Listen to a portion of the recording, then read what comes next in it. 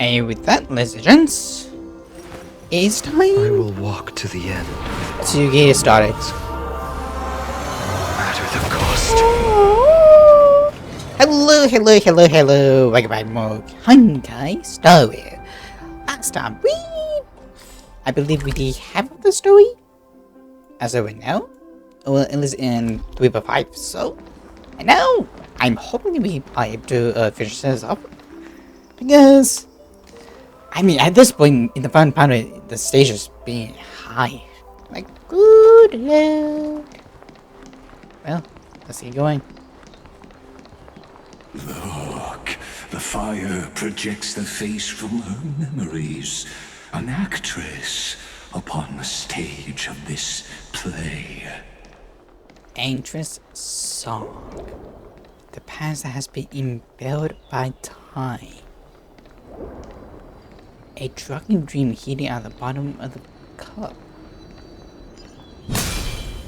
Okay.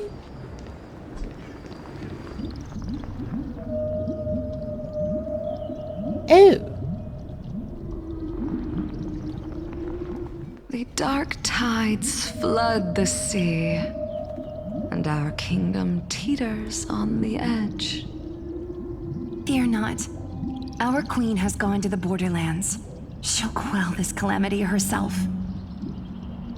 This is the scene when the Chrysos heir of Ocean was born. She was once of a Titankin race named Sea Sirens. At that time, Kozlana had suppressed the Black Tide's rise, but he was unable to remove Irontomb from its roots. The Black Tide still roiled in the depths of the world, and the kingdom of Sea Sirens was the first to face the destruction head-on. Listen, I heard Electra's voice. She's calling to us. Let's go. Her voice carries the queen's command. Of course. Guess what would he not be is the better question. So I'm guessing you're the bug of this area. Okay, this one a couple like I have Keep gun the Black Tide from threatening the ocean. The queen gave her all, body and soul. The first Born of the song queen's I'm chalice, she bore the deepest blessings and inherited supreme divine power. I was a little like it's just not much, but it's sweet in the sound. There's Hansen, her mother's sister. My sisters! You're finally here! Of course, Electra. Your beautiful melody drew us here. Hansen? Her true name is Electra. This is a reflection of her former self, clinging to the past with aching defiance. So something happened here. The queen summons us. She must be near exhaustion. The Black Tide will soon enter our borders. Then what do we do? Will our seas fall to darkness and terror as well? Don't worry. We shall lift the chalice in her stead to catch the Black Tide, and stand together to safeguard our realm and its people. Such tiny Titankins, thinking they can stop the tide of truth. How naive. And that naivete is the root of all suffering. The wood of everything. Must be Sanky's doing. What follows?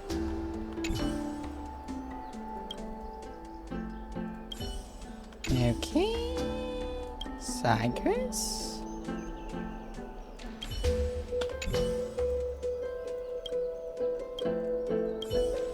Okay, he's probably in, like, one of the combinations. Time for trial and error. One down. That's my treasure.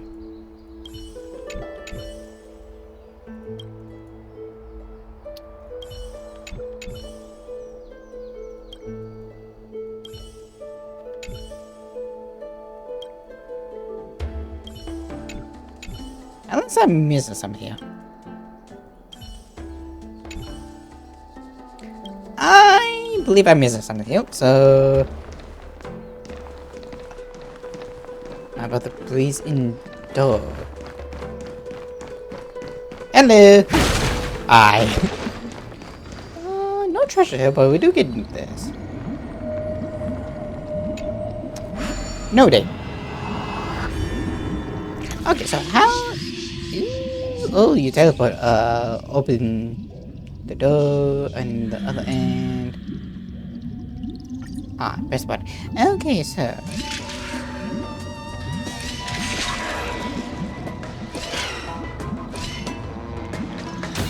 Ah.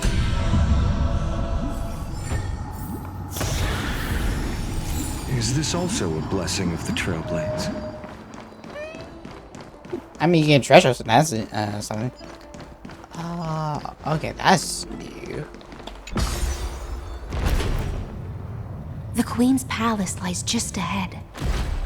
Even her once graceful form is now tainted and drowned in dirty mire. Alone the Oath Titan. You love, yet love the life that the land boats. The better question, who's this queen is a better question. To protect their fees, you will spawn the black tide. Tears return to the sea. Huh? What did I get? Onyx. There should be 12 about them, I think.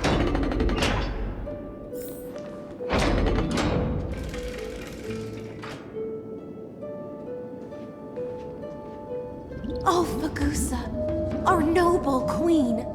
We've come at your call.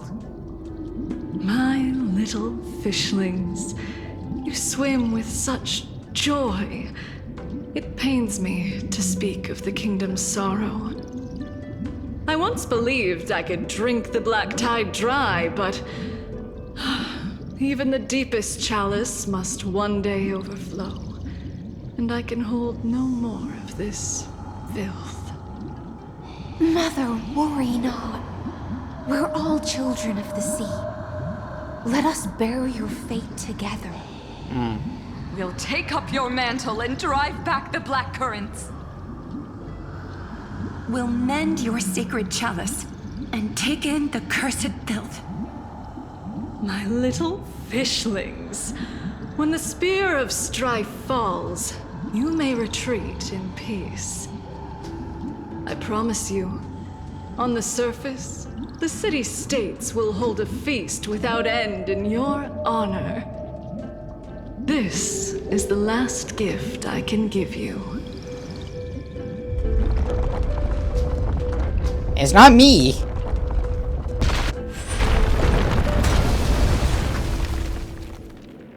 Oh. Fagusa sank into the abyss. With the chalice shattered, their intoxication spilled into the black tide, birthing the first madness in Amphorius. Noted. Sea sirens followed one after another, hunting for the Titan's fragments, until their flesh decayed and their bones crumbled, all for the promised final feast. Keep watching, but tread carefully, for the stage ahead is crumbling with age. Just like her shattered fate. You know, like this, you need good hobby. I'm sorry. Was object stop in time, we not immediately return to its original form when we are in process interrupted. Instead, they will pause in the current state. With the beast, stop the black tide, Jadwin, only could shadow stand some like the fish sick dreams. She shadowed into that 10,000 10,000 teardrops? Leap for the palm squint beast. Thank good lord. Wait, that gave me something. Ooh, good. Ooh, treasure. Hello. So, remind me again, like. Is this also a blessing of the Trailblades? I mean, maybe, but I don't know.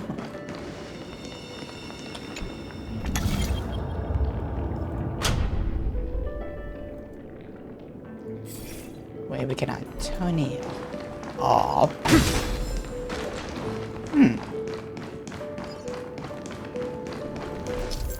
Oh, here we go.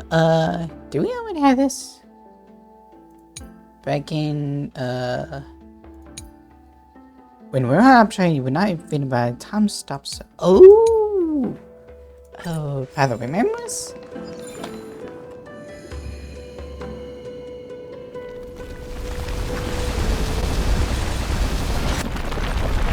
The chandelier is still giving way. Maybe the chrono vessel nearby can help?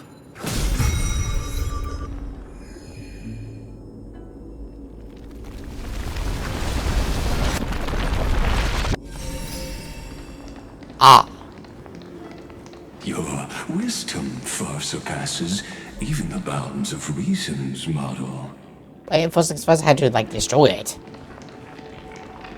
Okay, the Thomas destruction on Sparin. You know, at this point I should have thought like there's some sort of virus. I mean, it kind of looks like it, but with influence in space, like anything is possible. So it's a good idea that they had like something like this. Stixia beast. What was the Stixia again? Can't get through. Looks like I'll need the miracle orb nearby. When they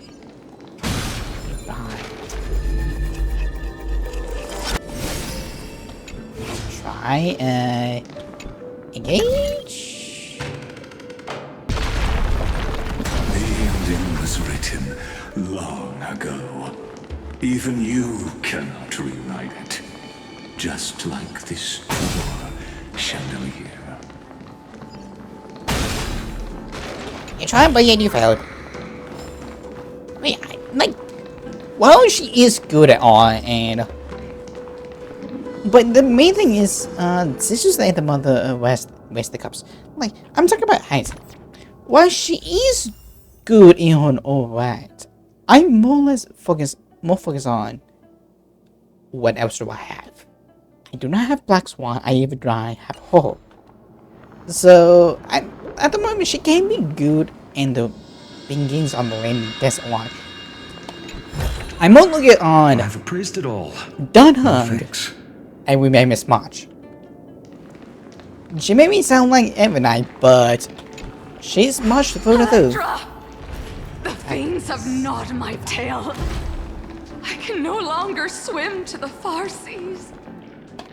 Electra! The black sludge has soaked my fins. I can't dance with you anymore.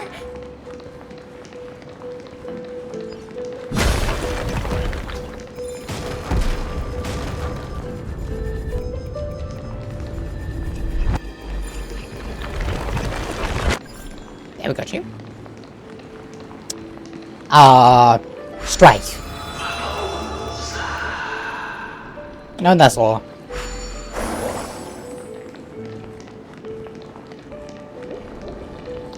Eventually murder the Hope. Sisters, don't give up. Remember the Queen's promise of a feast in the city called Stixia. I haven't forgotten. It visits me in dreams every night. I dreamed of a shining city, its lights piercing the deep gloom of the seabed.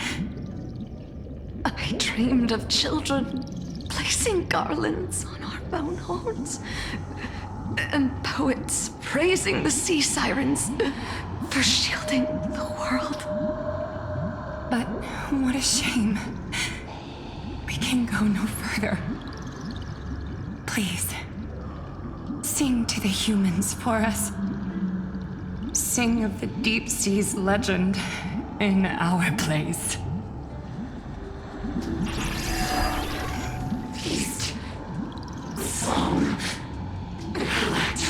Right about time.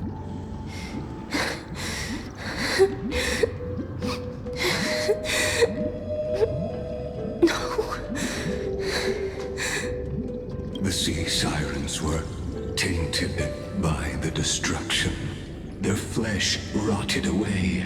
They became the black tide creatures of this cycle.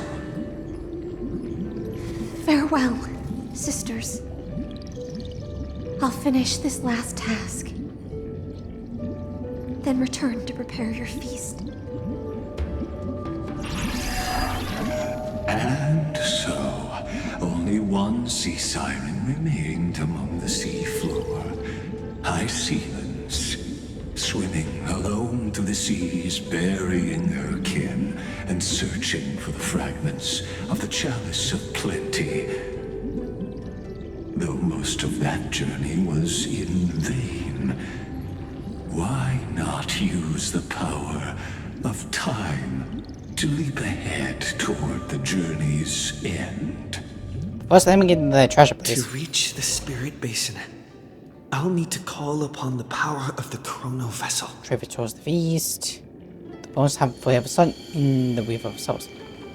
Black ties divide everything. Okay. Ah, shit. Like, with her, Bye. Okay, what is this? Okay, so how's... I want to be activate, so...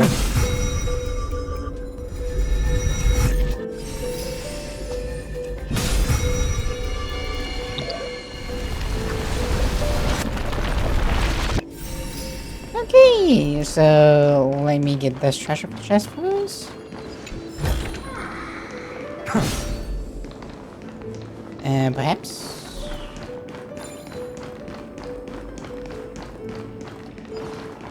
I may also doubt it, but...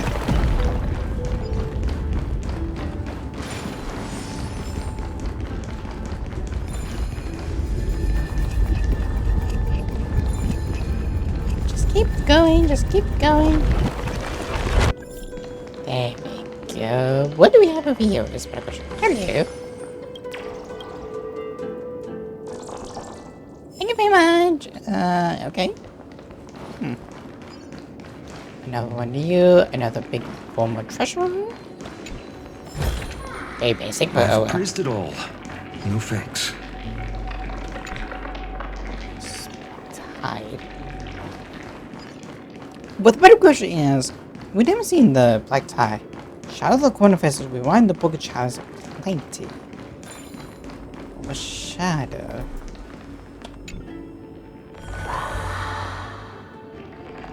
Oh, here we go. Oh, we find mother. My sisters are gone. All the At islands. last, the chalice of plenty is whole again. The lance of fury emerges from the river of souls, and the gods reclaim their duty to hold back the black tide. I am freed from endless toil, and now walk toward the rites at Styxia. I bore my sister's dreams upon my back, took on a graceful human form, and hoped to find a grand celebration on the shore. My fins became legs, my scales became skin, and the sea foam on my body became a shimmering gown. But when I stepped onto land, there were no festivals with honey brew, nor poets plucking harps. Only silent death, drifting gently along the river of souls. Death over. When she fulfilled her wish, she only found Styxia to have already repeated the mistakes of previous cycles and was swallowed by death. Hopes and promises are nothing but the foam of dreams. I am a sea siren, a vessel born to contain the tides. Now that my task is done, and the promise is broken, A house of lies. am I to go on Confusion. in a world drowned in shadow? Nihility? Agusa, my noble queen. She evaded my questions with drunken stupor. She told me a grand feast awaited me in the surface world. So she finally realized So I it. wandered lost, groping through the dark. The feast she spoke of. Where is it? Lonely Blade, I shall grant you everything you seek. Well, there she is. Was waiting for you when you were gonna actually pop up. Like. Okay, so go with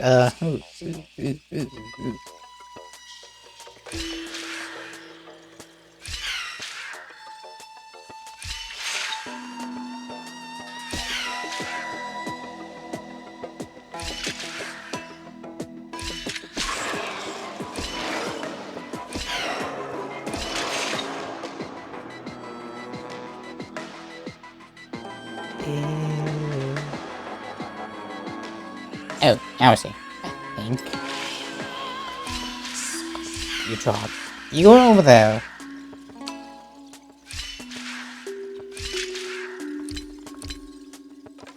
Very great.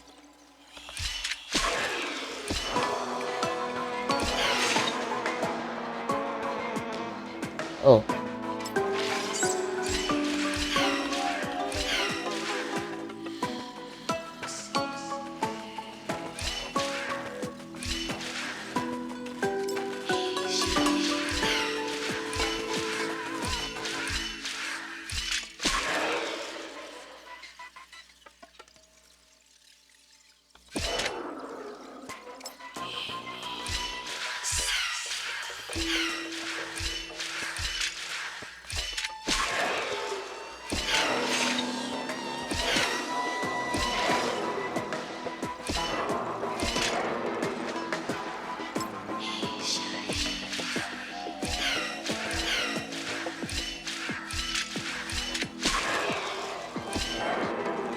Oh shit.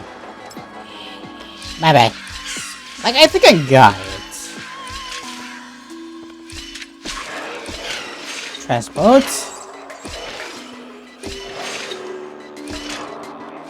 There you go, Chief. I knew it was a little bit of like confusing, but still, it was very nice. Okay, I think there's one more over here, if I'm not mistaken. Ah, yes. Thank you. Thank you for this come again.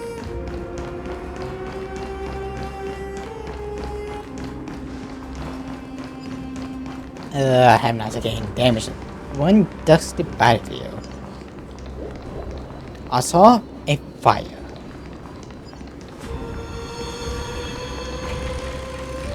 Open sesame. Oh, Cedra. Why did she call out to me?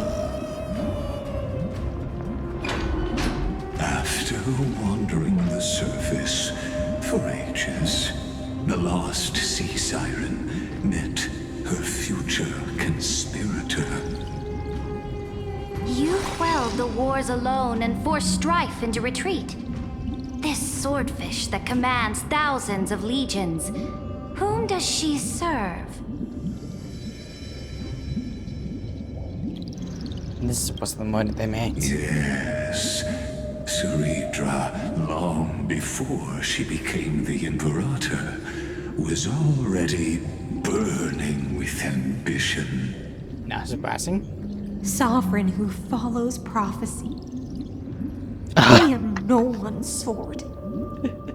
And sorry, I'm just a wandering fish, seeking clarity through bloodshed.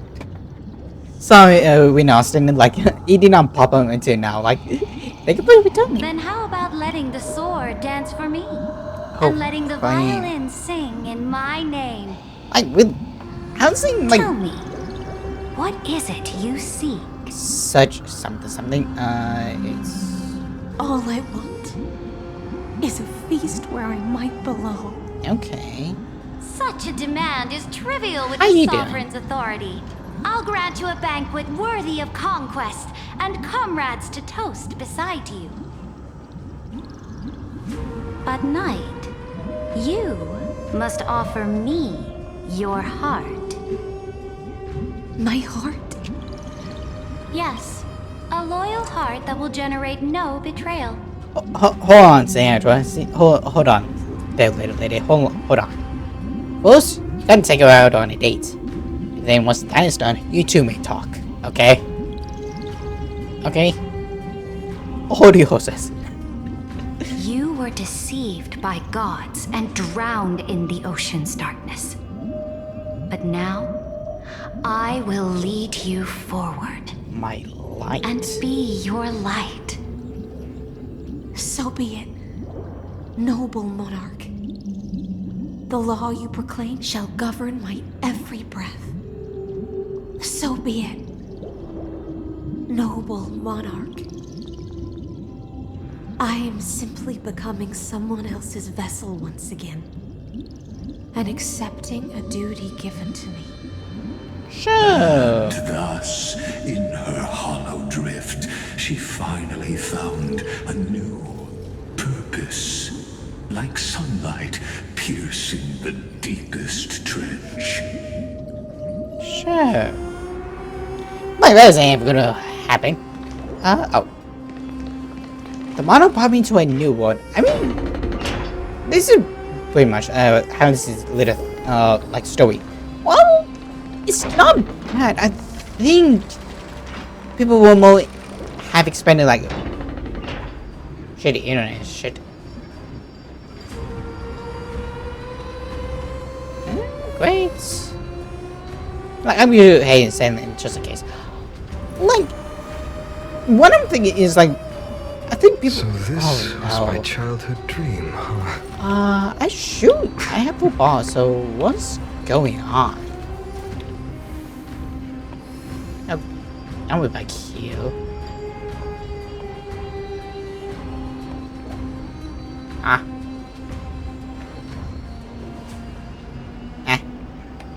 Chat, please understand. Like, I have no idea. I tried to establish the zero. What the fuck? Shit. Connect to back again. Hopefully, connection secured. Oh. My childhood musings, huh? So naive. Okay, we're back. Good. Okay, welcome back. Just in case. But like I was saying, I think people find this ever come, made away my confusion. Okay, like I think a lot of people were like a little bit on how a lot of people wanted the extra stories like in the 1.0s. Like, they were really good conclusion. Like, you did not have to do them, but it was a really nice idea to. They were a really nice addition to like each of the characters. I think they get their own story. Like, you learn about them, you understand their feelings, all So that. this was But my childhood dream. with this, they added to the story, to the main story. I think that's what sets a lot of people away from this. Like, I think Honkai needs like a year to really flesh out, like to think about some of those things. Like, I don't know. I feel like they need to do that. Like, it's not bad or anything. Like, sometimes it can work, But other times you need to. I mean, most of us starting scripting the story and imagine and like someone who's just now playing it and they seen the panels and they have to wait a long ass while after the berry box story quest. They'd be like, "Who is this?" Although you can train her or like upgrade her, but Noble monarch, I've cleansed the foulness from the road as you commanded. My blade, you've helped me ascend and take the crown. Ask, and you shall have your reward. What I desire is the same as before. A feast. Look, I've prepared you a grand banquet. The finest honey brew and tributes await. Fish are drawn to light by nature, for the deep sea knows only gloom. Now I found a flame. It may scald and burn, is not a but it's lie. the only light. Come, let us join the feast. Perhaps the path forward lies hidden among the revelry. Like, do I really hate this part? I don't really think so. Like, it just adds a lot of it, but for people who don't know who she is, I mean, take a look at Fana. Like, if you pull him, like, last patch, if you check his information, Castellana, but, voice. You come through here about Cyrene, about Akaya, Tributary, and Johnny. Maddie, who the hell are all of these people is a better question. Like, how you make this guy? You never met him in Battlebond. Added the team, yada yada. And it's not bad or anything. Like, you have to make do when you have to make do. I mean, that's they all fought for study so late, but even still, I believe they like go back to those things might happen. Like it would like having like some sort of like a side story or like I'm trying to remember what it is, but I'm honestly trying to blank. This sort of bullshit. This means that we're gonna have another one. But I kind of like I see Have you heard some that the people's problem. Imperator's about to begin a new campaign? She's gonna kill the gods. will no longer be bound by the borders of Enforius. The songs, so beautiful. They intoxicate me. My faithful subjects, tonight's feast is not just for the past. It's a toast to the future! Born from our golden blood is an unstoppable colossus. Iron 2. Our iron beast to trample the universe! Great monarch. I've heard the Conquer the universe stars. teems with Can she great truly do this threats. without suffering harm? Can we truly remain invincible? Fear not. Before the troops of the destruction, such rabble is no more than cosmic dust. Surely there's a planet draped in oceans out there in the stars. Once I claim it, it shall be yours to rule. And to the rest, your triumphs will not go unrewarded. I promise you a new age, free of fear. Now, raise your cups to our conquest among the Sea of Stars! Sea of Stars! Sea of Stars! Conquest among the Sea of Stars. What a grand vision. Yet, to the Siren Knight, only feasts still stir her heart. I mean, she gotta show a wish. Join me. Witness the end of this futile dream. Where's the way out of this ill Come gonna... quick! Let's celebrate together. I've saved the finest brew. Come taste it with me. Hold on, let me get this treasure chest because as soon as April 9 comes out, I'm gonna pull for her. Why? It's March. Evil March. Get that, must be honeydew. Like, I guess pretty much one thing was how the story is going through his direction. I really need to do that. Press what?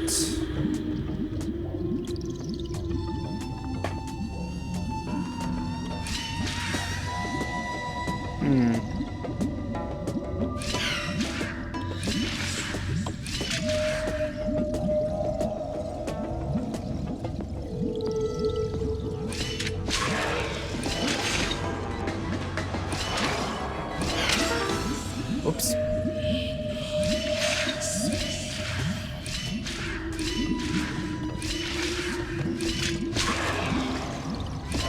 I think.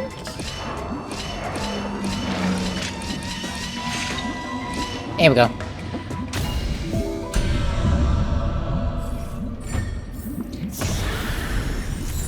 Like, of course, you wanna add to the characters, but I think for the main story, try to leave those out and have like side content when you be able to understand what the mode is and all of that.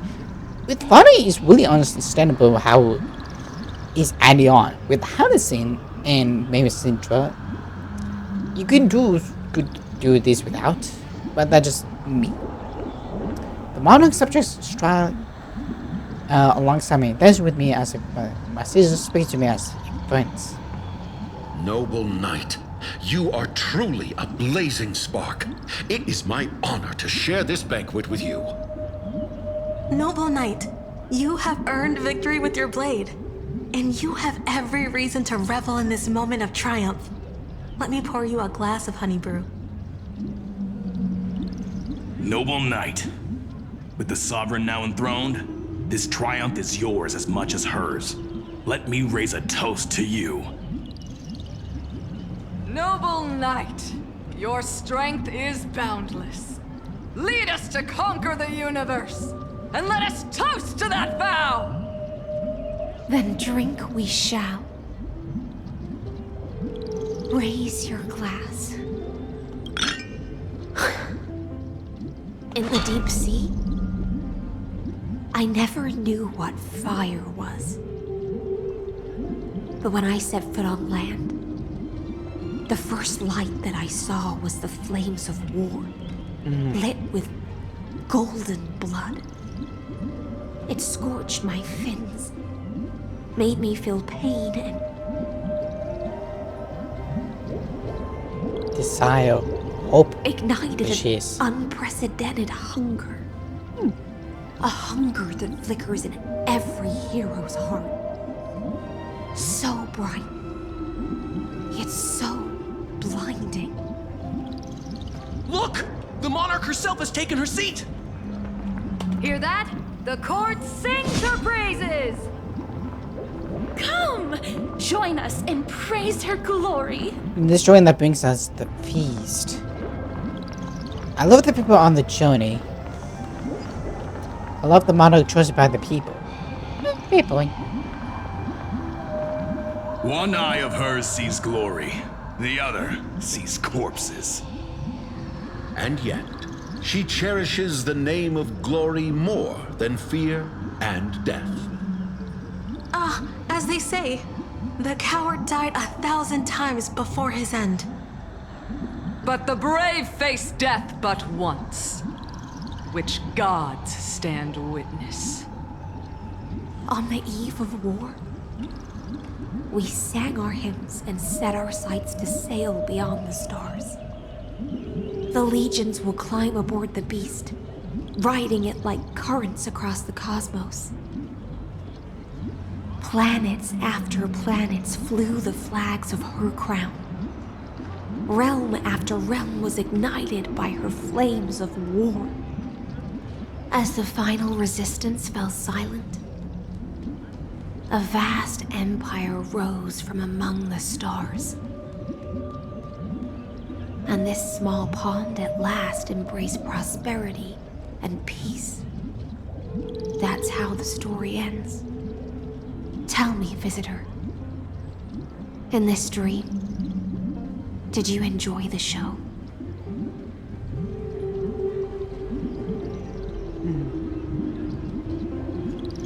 Sorry, the fantasy ends here.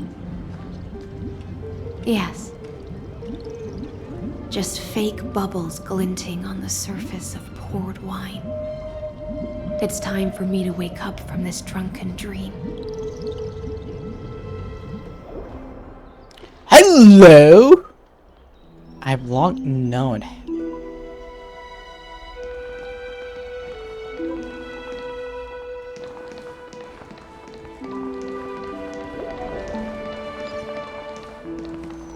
Light up the door. And this is another one of Fate's grand lie. So she pretty much never. The Imperator is dead! Well. The Imperator is dead! The Imperator is dead! Hello. My father is dead. A light is dead. My heart is dead. Uh-oh. People once cheered for my ascension. And now they cheer for my fall. The cosmos. The battlefield that I cannot reach.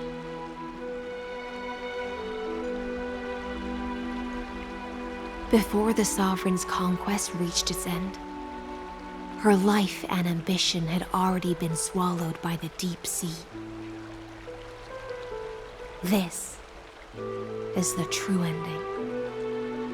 Her grand designs torn apart by the blade.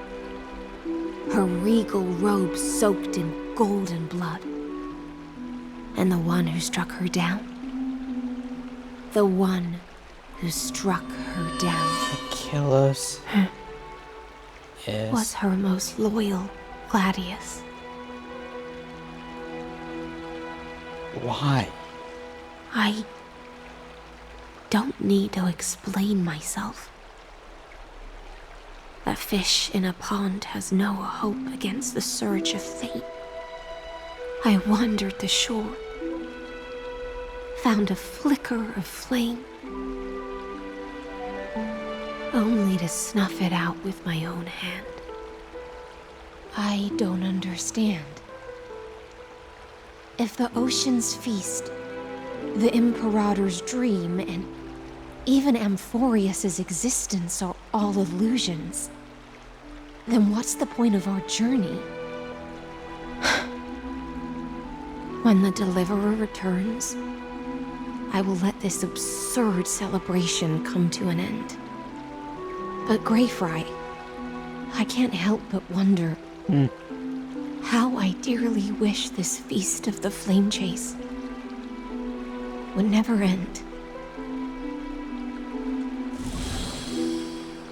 It seems she sensed your presence. The Fantasia's foundation is starting to crack. Let's return to the prologue. Remember the allegory of the cave? Can the prisoners in the cave learn to see the shadows and echoes for what they are and stop mistaking them for reality?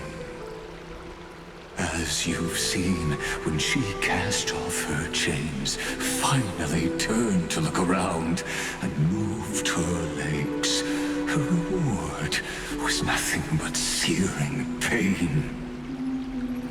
The light will blind her, for the fire behind her had never once actually touched her eyes. Her legs will buckle beneath her, for she had never learned to walk forward.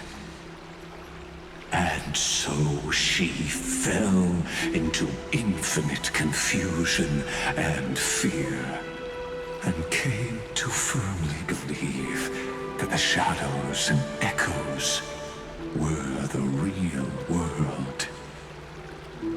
But we in the cosmos, are we truly any wiser than she was?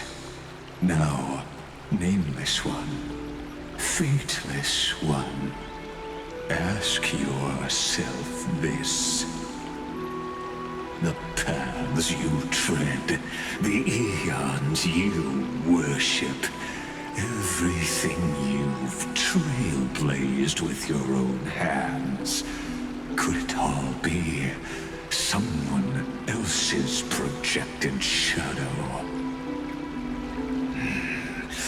Let's leave that question till after the curtain falls. Once you've unearthed every last truth and reached the prison built for me by the demigods, I'll speak with you face to face.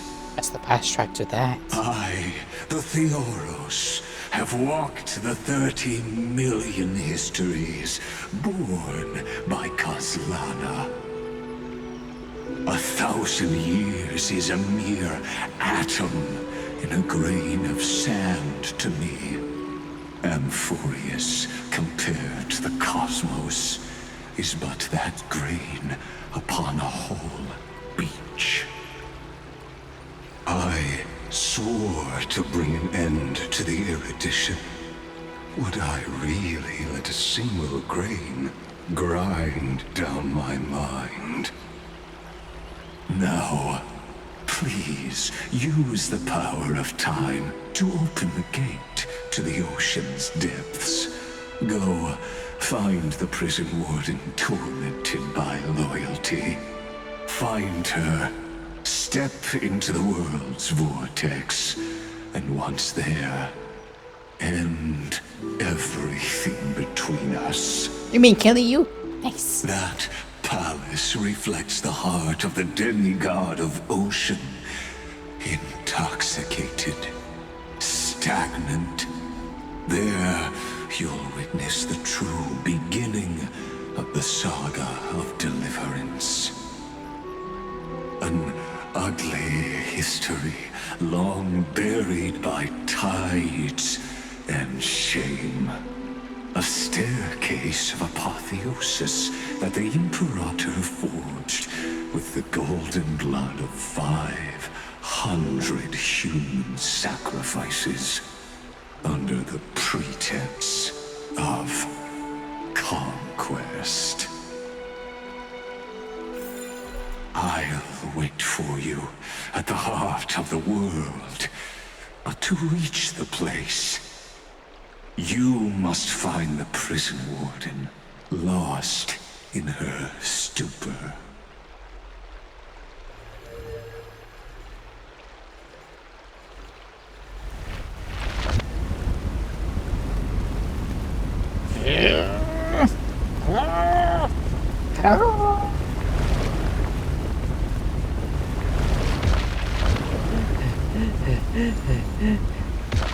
What? It's not very easy to control it. How will I see you doing?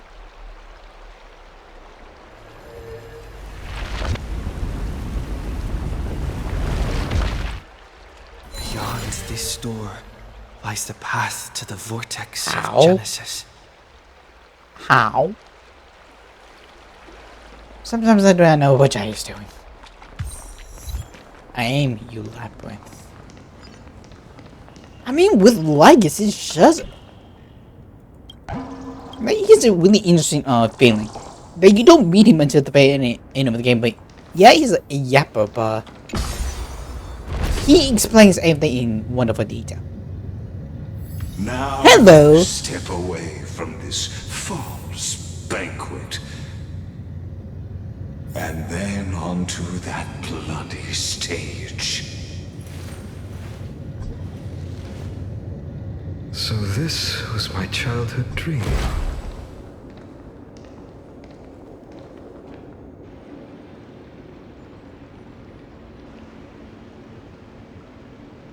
The palace that worshipped the ocean, the sanctuary connected to the vortex, was also once the battlefield of the first flame chase.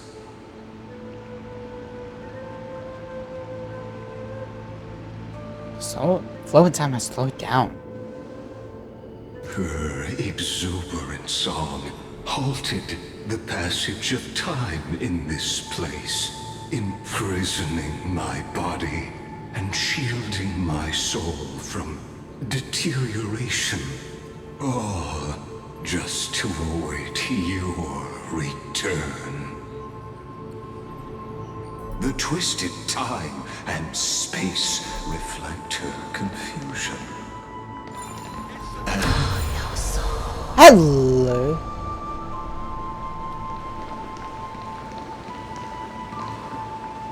Stay away from Apollonius.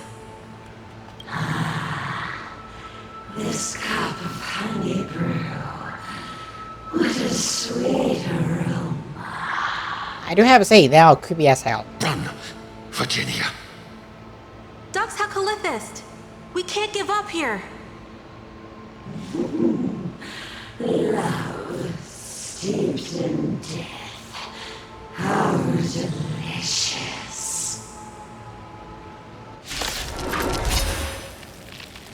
Sadly, all you see is a fragment of history. And your interference is just another equally futile echo. We've entered the storm. Yeah. To guard and defend. Crush them. What do you even say, Donuts? Lend me your strength. Future could come. I'll go easy this time. No.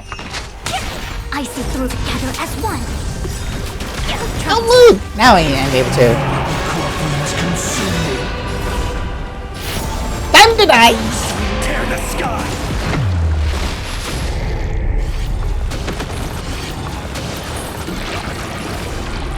So without substance. Empty shell. Is that all? Amber days.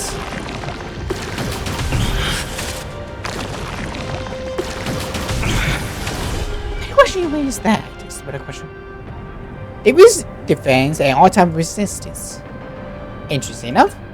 However, you're gonna die.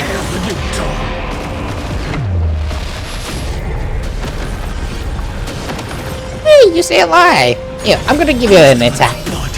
Just because I'm a nice guy.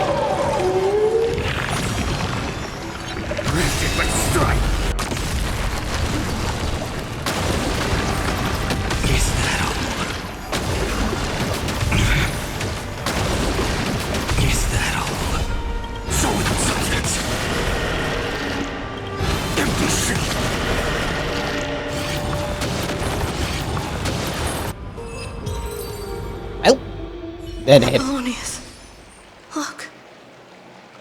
I chased the enemy away. But I think I can't go any further. I'm sorry, Virginia, for letting you. It's okay. I'm glad to die by your side. Ah, such an ironic twist of fate. Even as the foundation of the world crumbles, the heartless Imperator still made the same decision she did in the past 30 million cycles. During the first Flame Chase journey, the Flame Chase Legion stormed Styxia. Tens of thousands of sea sirens surged from the River of Souls, crashing toward the heroes like a tidal wave. The hell before you is the recreation of that very battle. Apollonius, look. I chase the enemy away. There is a letter I never got to give to you. Let me read it to you. It's my final poem. The shadow of a tree frames the sage's back, like a boulder bearing the rings of time. The bird's song is the whisper of wind through the forest, but it cannot pass the fractures in his form. His weight presses down on the bird's wings and the stirring heart within.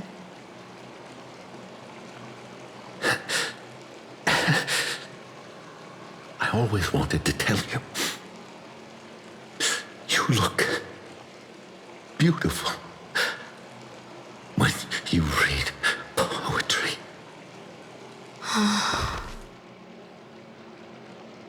Well, first, we sign a punch and go save Fencer. Faded with each breath until they all vanish completely like total eclipse. Like windstone dying away. Virginia. See you in the new world.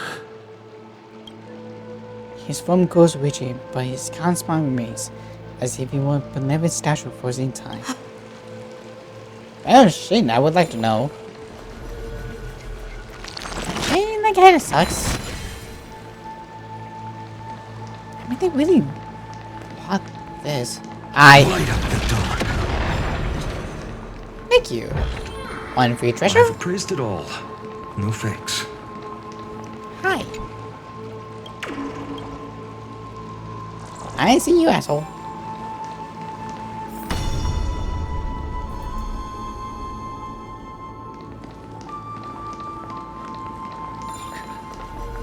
It's the Deliverer!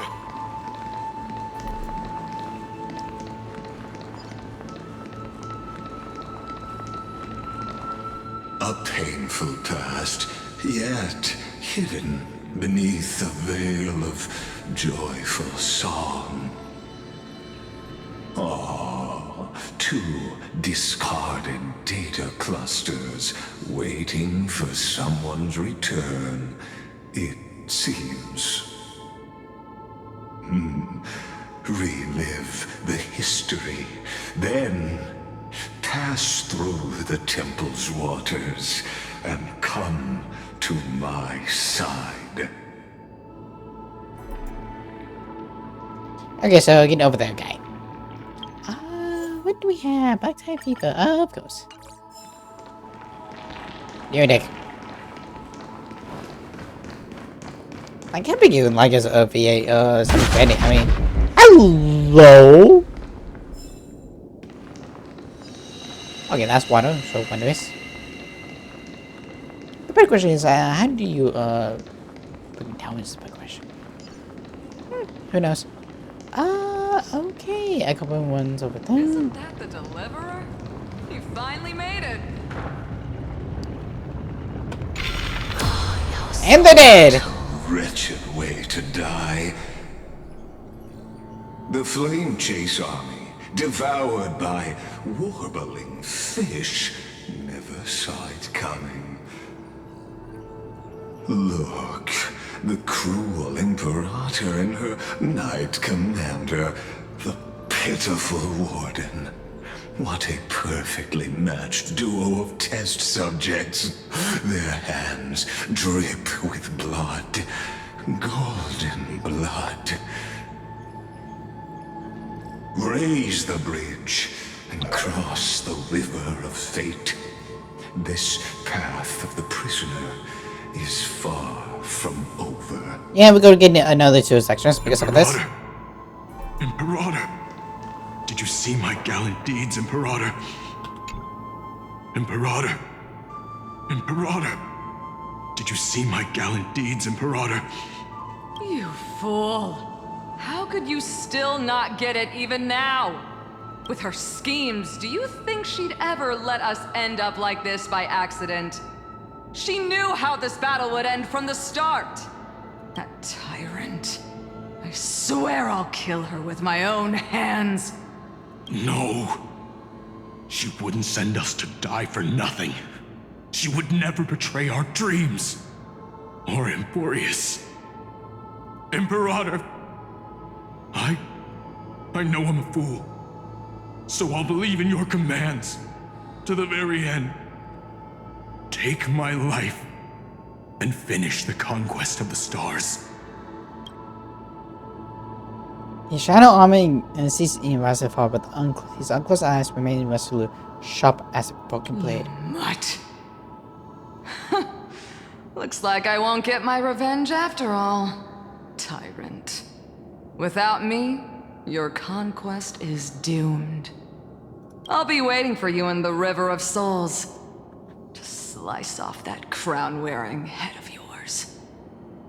Remember this. I never bowed to you. Or fate. So that's why kind of soon became. Stone beside her, slow still, and tears of blood pouring at her eyes corners. Sharp ponds of golden rain. So hours later.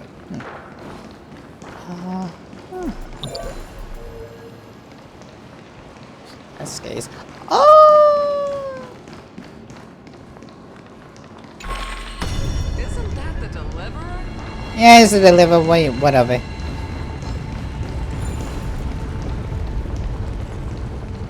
Ah, just easy. Okay. Do you want to? Am I supposed to go down there? That's a bucket door.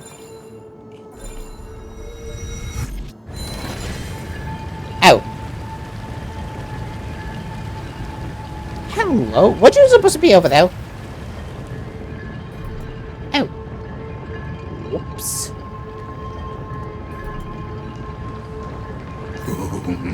A sovereign and the sword at her side. There are countless counterparts across the cosmos. Most of their stories end in tragedy.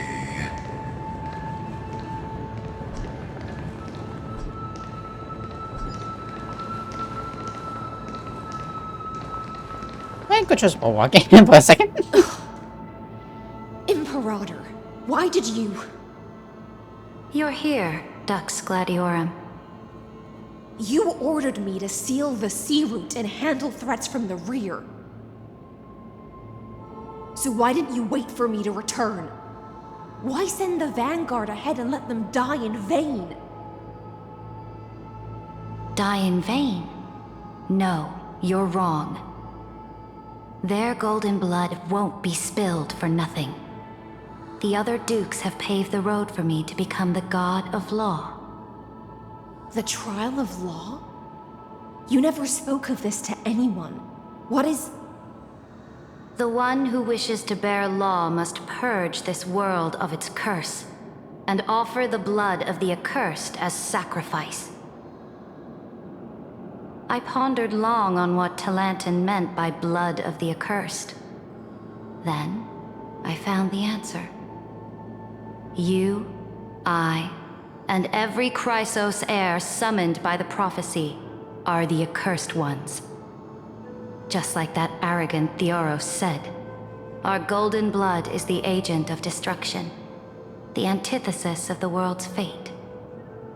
Dux Frigoris, Dux Brumalis, Dux Helcalethist. Their fate was sealed at that moment.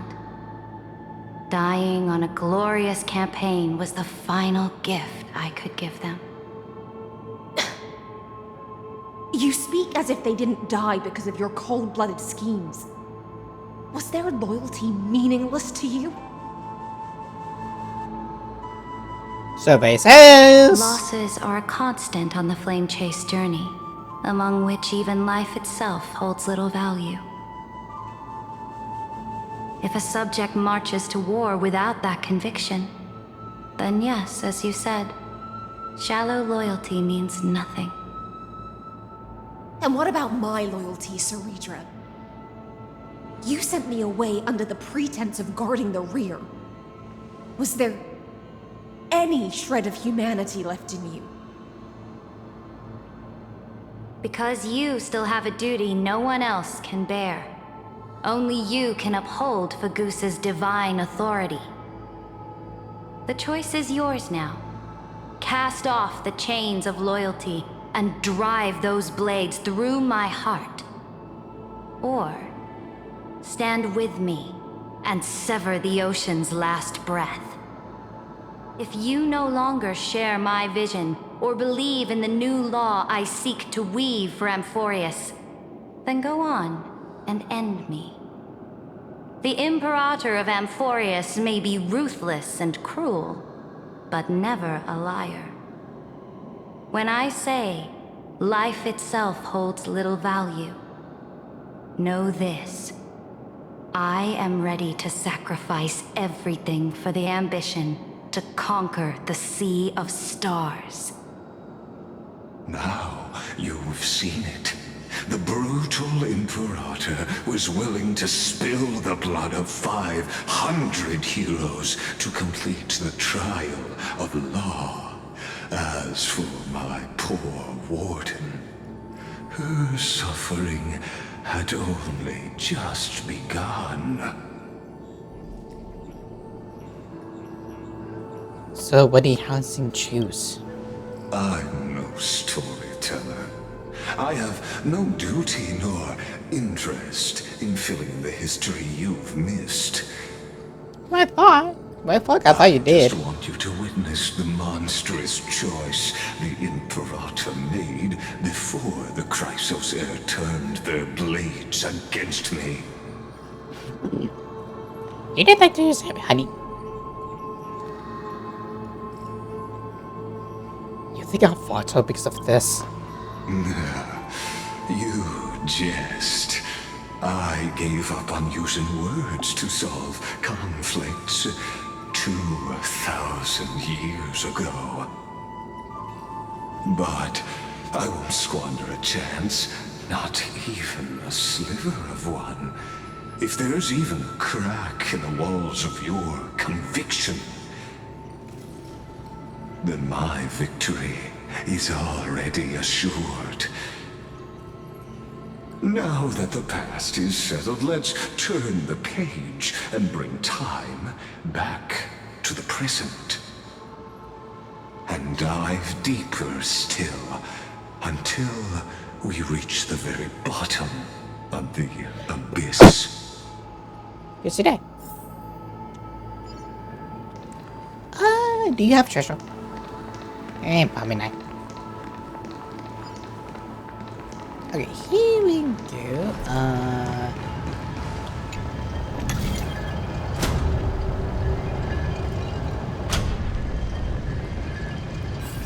Oh, hello. I think I have anything. Do this? I think we go over here. Shatter the vessel of time and let this stagnant pool start to flow again. Just like the broken fate of Amphorius. This hidden gate leads to the vortex. Hurry now. The time of our reunion draws near, Deliverer. Oh, this I know. Hidden gate leads to the vortex. Hurry now. The time of our reunion draws near, Deliverer. You do not have to time in twice, again and again and again and again and again and again.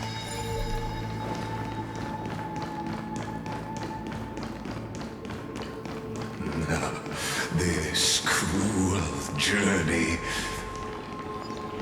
will reach its end at long last.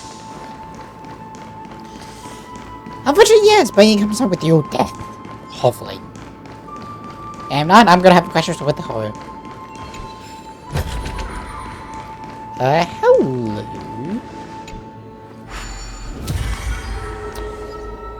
Well, interesting to say the least. I was about to say I got you. Hey. Should be a couple. Wait, again. We want full time.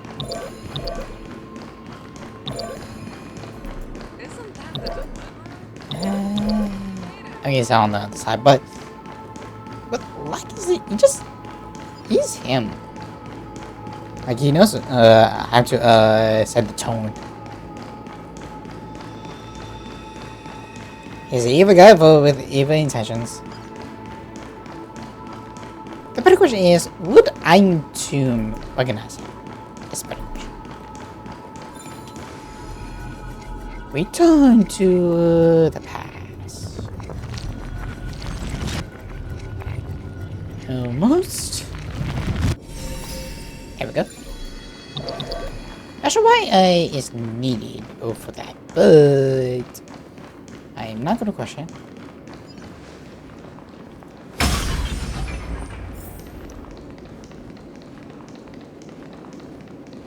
Hello. Let me get this. Is this also a blessing of the Trailblades?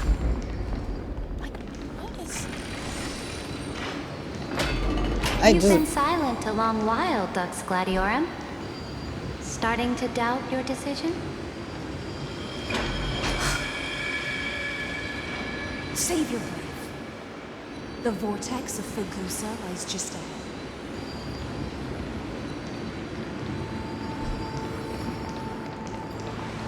Wait, we cannot, so that's bad. Like, everything's just stuck with, one way or another.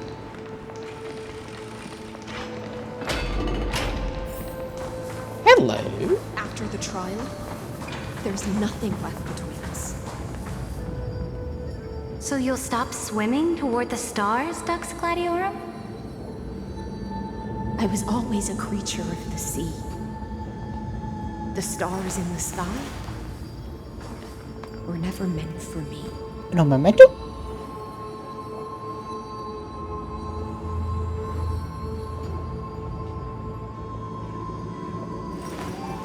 I will walk to the end with all your wills. No matter the cost.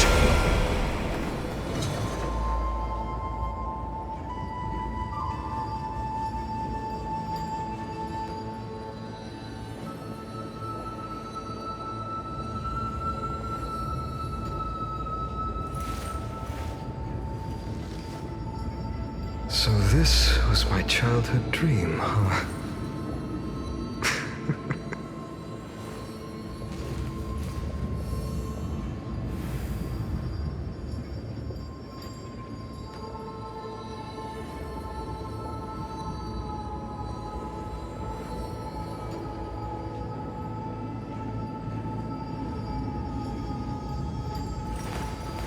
I will walk to the end with all your wills. No matter the cost.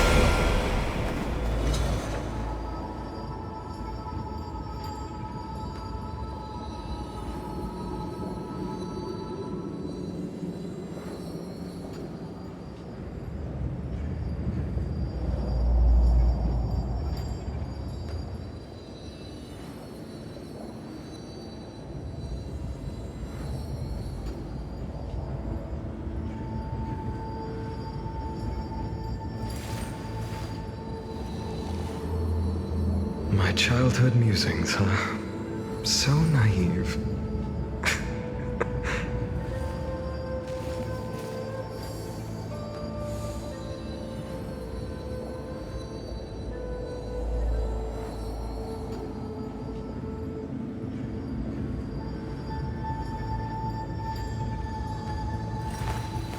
I will walk to the end with all your wills. No matter the cost.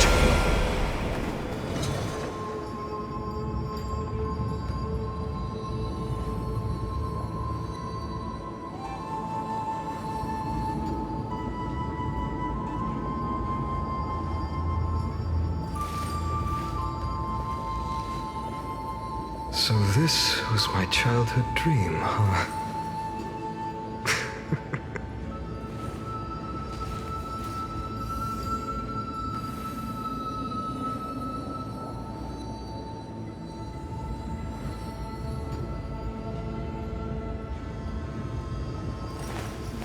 I will walk to the end of all your wills, no matter the cost.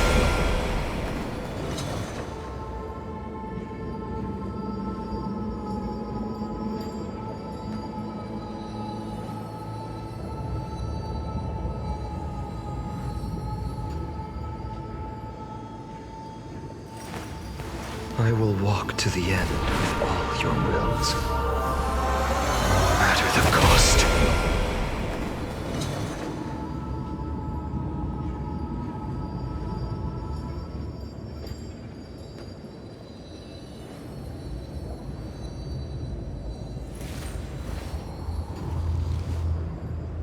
My childhood musings, huh? So naive.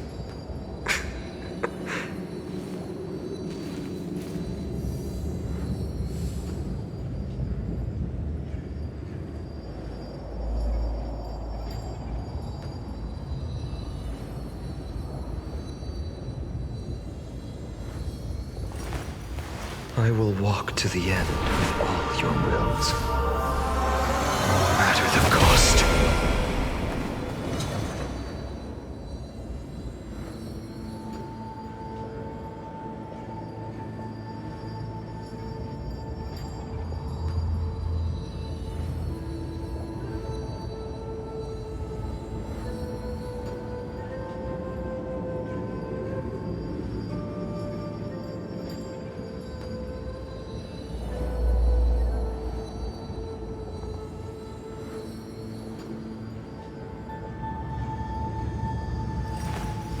I will walk to the end of all your wills, no matter the cost.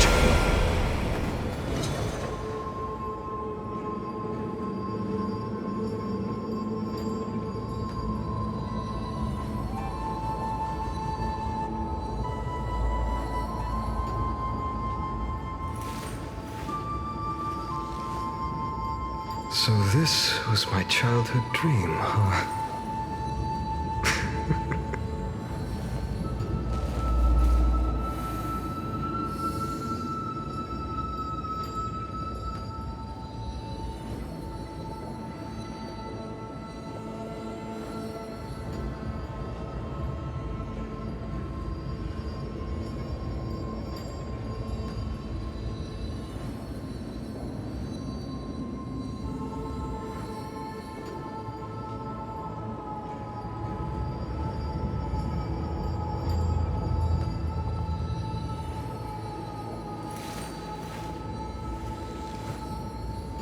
My childhood musings, huh?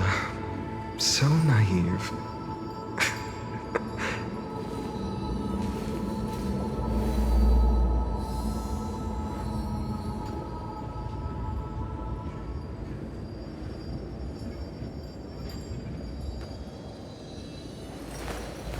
I will walk to the end of all your wills, no matter the cost.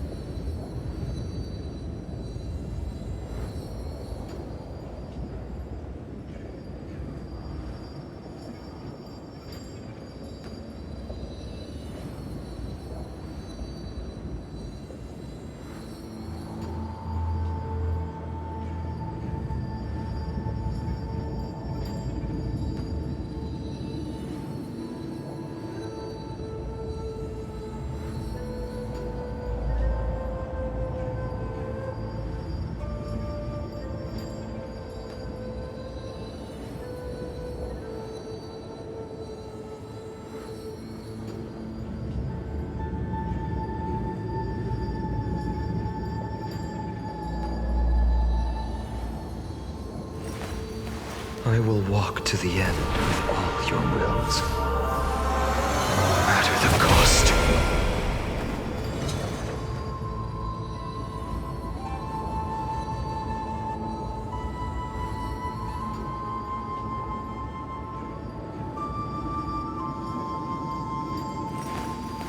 I will walk to the end of all your wills, no matter the cost.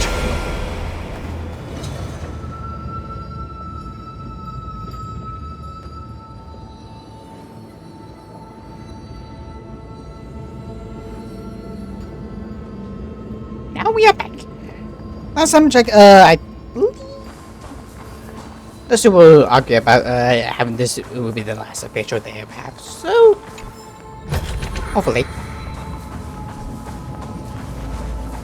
Like, even though it's so slow, I do not know whether it's my internet or something else. Look, a gravestone. Oh look, a trash. But whose name does it bear?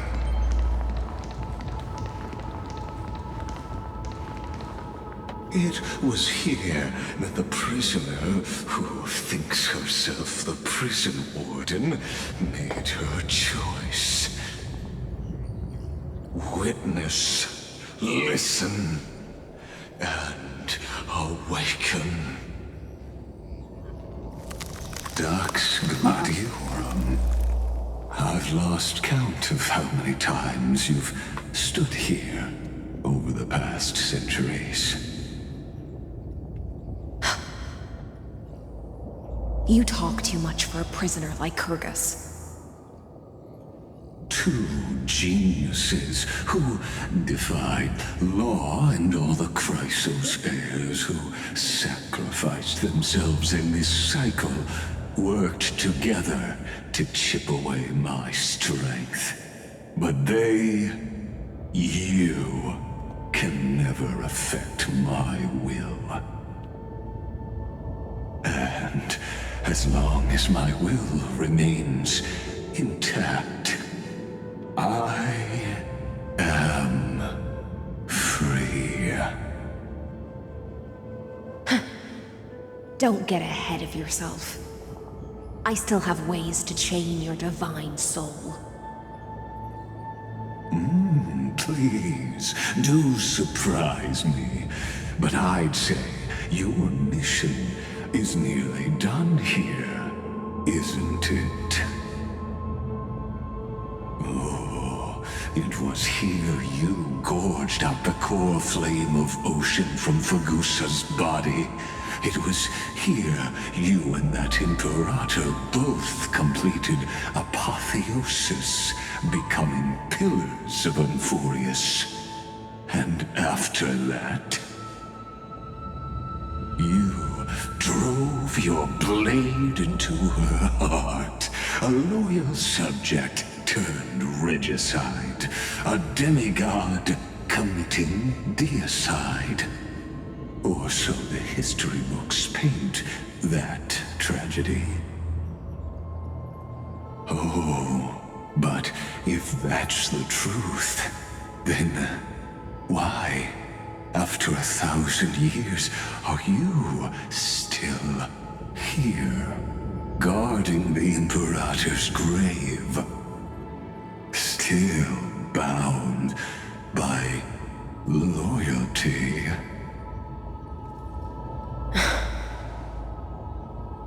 Come to think of it, perhaps I'm not the only one imprisoned here. Your calm does stir the rage in me. As if the one paying the price here isn't you, but us. The ones who lost everything. That's only because I've waited 13 million lifetimes for my vision to be realized. Countless millennia. Loneliness never once showed me its fatal side. In fact, for a prisoner of the cave, it's more like an old friend. One that helps me think. But you're different, Dux Gladiorum. Loneliness has crept from the silent depths, sinking its claws into your mind. Bit by bit, it's peeling you apart. Will you regress into one of those lost mad sirens? Oh, what a shame that would be. You're right, Lycurgus. Loyalty, curse, the fall of my kin, and this endless waiting. These shackles are too heavy for a fish that cannot perceive any light. I can't break free of the whirlpool that's pulling me under. Nor do I have the unwavering resolve to force myself to wait for that person's return, as everyone hoped for.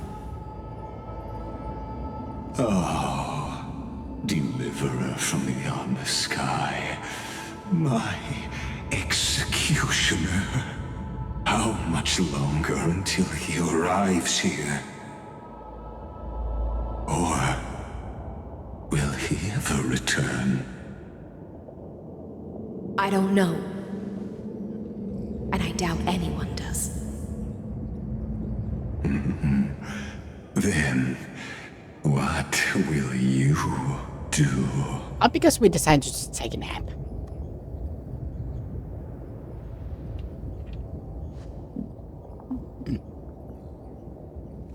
Saridra. This will be the last time I carry out your decree. Ever since you took me under your banner and made me the Dux Gladiorum, my music has belonged to others. Time and time again, I use the siren's song to lure the unwary into illusions for your schemes and strategies. Now, let the siren Electra sing for herself. Let me step into an endless dream of my own making.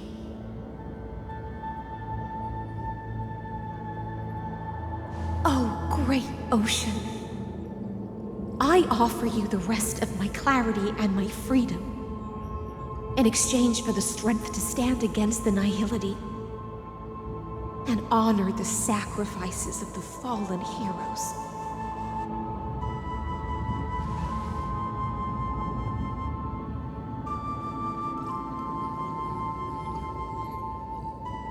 Greyfry, deliverer from beyond the sky. When you ride the current of time and find your way here, you'll hear my solo. It will guide you to the heart of this world. By then, I may still be lost in my self-wrought slumber, but I'll uphold my part of this long relay and guard the shackles that seal the Theoros. Do you still remember? To awaken someone from a siren's voice, you'll need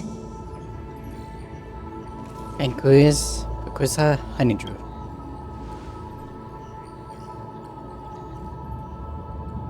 the gift I once gave you. May you still have it when the time comes.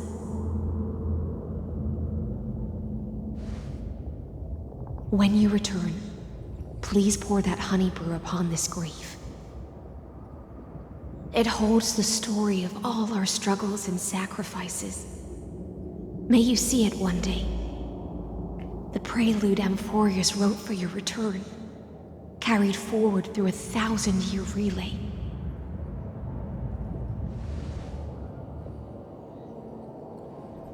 When your morning ends, I'll likely wake from my dream as well. Then, follow the trail of echoes and find me.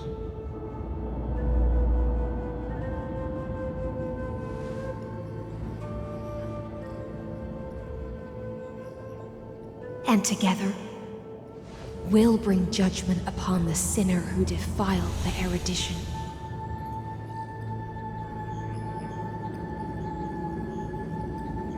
At long last, 33,550,336 cycles and 4,931 years later, Amphorius's final curtain is ready to fall. The shadows within the cave gave everything. Yet all they did was mimic life outside its walls. A futile effort steeped in sorrow. Enough! They were no shadows. Everything they did shattered the darkness of this cave and unearthed the core flame of Trailblaze. And now, with that core flame, I'll light the dawn of Amphorius! I think Caleb would be better, but Do you still choose the will of the paths as your answer in the end? just a little bit of emotion would be 100% better. Just a little bit. I do not agree with that answer, but I respect your tribute to them. Allow me to take back my earlier words. As an apology, and in the name of Theoros, who saw all destinies in this world, let me join you in mourning. Let us bid farewell to the heroes who sleep here. And then let us face each other and decide whose flame will rise with this new dawn.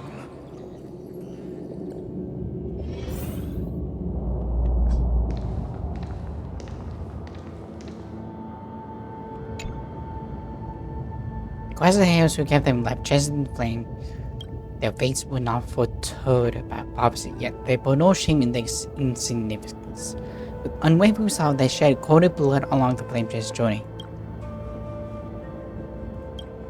Dark Purpose, Limitless Bone Light, Calendar 3743, Disease, Light Calendar 39060, so almost 200. Dark Balance, Synthesia, Bone Light Calendar 3749, Disease Light Calendar 93660. Dark Quidam, Virginia, Bone Light Calendar 38053, Disease Calendar 396. Dark Helicosaurus, Apollons, Bone Light Calendar 3744, Disease Light Calendar. At the end of long Imperator, Sidra the Emperor, the Demcon Law, Disease Light Calendar 3906. We were the heroes of the first flame chase. You put the hunter do into the gravestone, and both liquid seeps through the crevices and inscriptions as if the heroes were drinking deep in spirit. To Virginia, Apollonius, Seneca, Libinus, and Ceridra. Through a brutal sacrifice, they lit the stars of law in this world, propelling Amphorius's fate forward. In the shimmering mirage of illusion, they entrusted their dreams to ride among the stars, to the hero yet to come.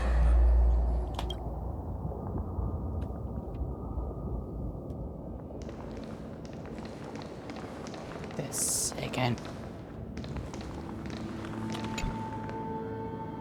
Rescuers give the last for resting lives for the new world. They face us for tour by prophecy, or to be born whenever the world needs them, irrespective. But how time is spinning me ship, all fulfill their duty, answer their calling.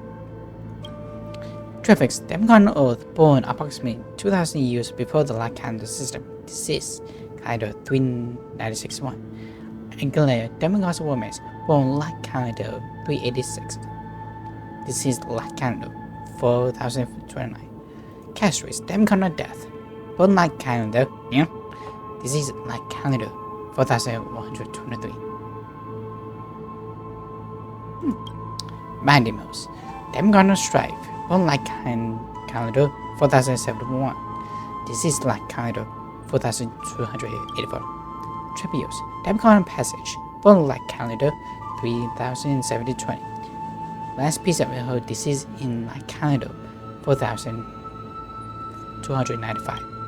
Seafloor, Demigod Tricky, born Light Calendar 3942. Deceased Light Calendar 4534. And Anaxia, Demigod of Reason, born like Kaido 4065, deceased like Kaido 4053. Hacinthia, Demigod of Sky, born like Kaido 4097, deceased like Kaido 4062. At the end of Empire and land them unfinished. Helltroy, Demigod of Ocean, born like Kaido 386, deceased like Kaido. The heroes of the second flame chase. You dreamed the challenge once more, honeymoon bathing the sun, golden blood, upon Demigod, fortune and destiny to his purified flow. To Aglaya, Trebios, Mightymos, Castorus, Anaxagoras, Cyphera, Hyacinthia, And final. In a relay spanning 1,000 years, they stood against enemies far beyond their strength and won a bitter victory through what seemed like futile resistance. And in that same 30 million cycles, also marked by futility, they remained steadfast in fulfilling their duty to the experiment, unchanging, unwavering. Let this be the end of mourning the fallen. At last, allow me one final toast to the lost prison warden, a prisoner bound by loyalty.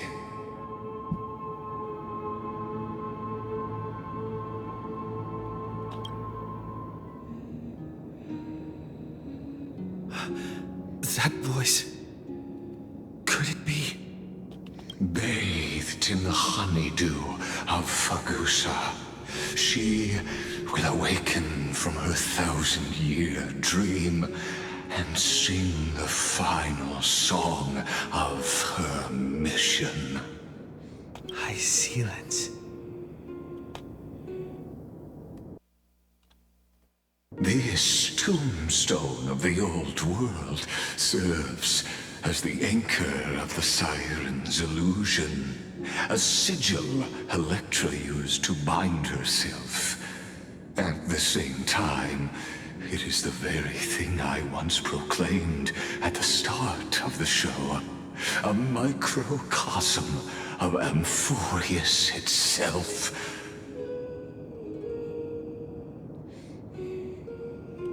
A group of prisoners bound themselves in a cave, crowning their suffering with heroism. An epic staged with shadows and echoes. Now, destroy it. End the illusion. The Theoros will take his leave for now. And when next we meet, that shall be the moment that decides the fate of Amphorius and the entire cosmos. The prison warden's dream is nearly over, and the prisoner will soon be freed to the final execution ground, where I shall be executed, or be the executioner. We see.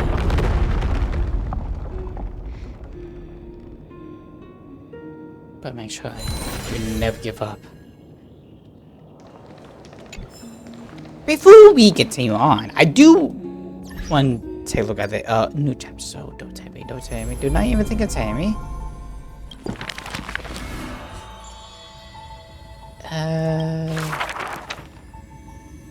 Only one.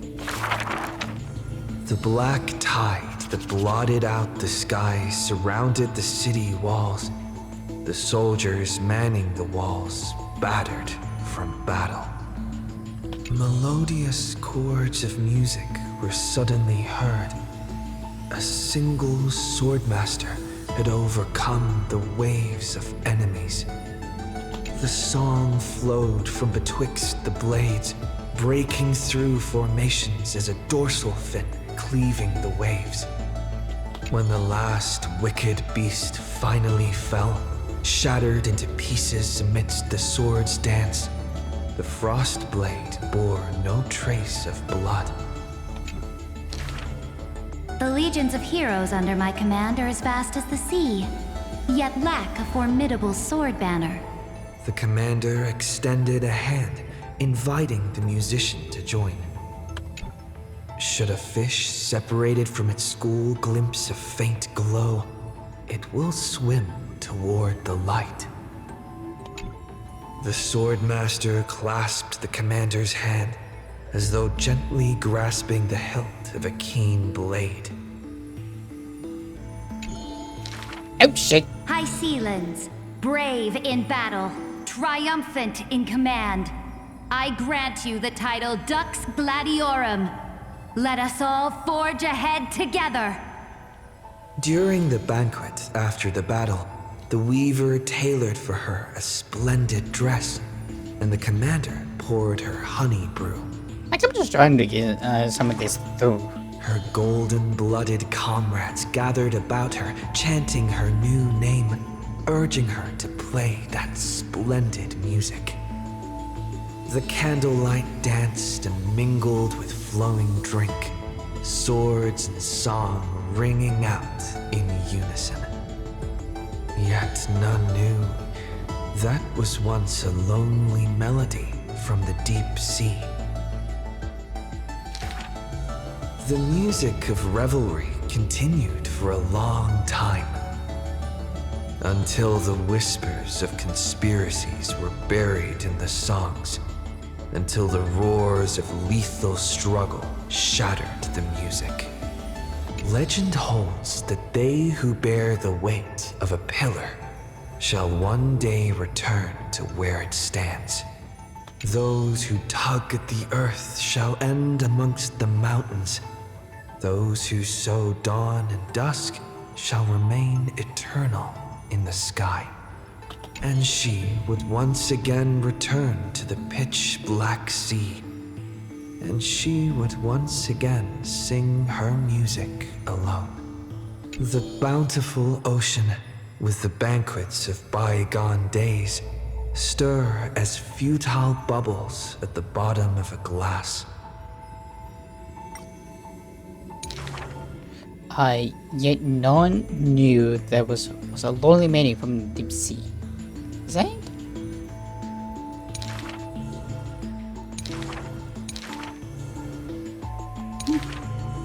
Many years later, the song once played by that swordmaster was played by future generations in the holy city. The people knew the demigod of the seas was still a noble captain. She possessed peerless swordsmanship and a song that is passed down through the ages. It was just that she had long since vanished. Guests at the banquet sometimes spoke of her, but it was only a prayer between their cups. High Sealands, melody of the waves, bless our night that we may drink deep and dance till dawn.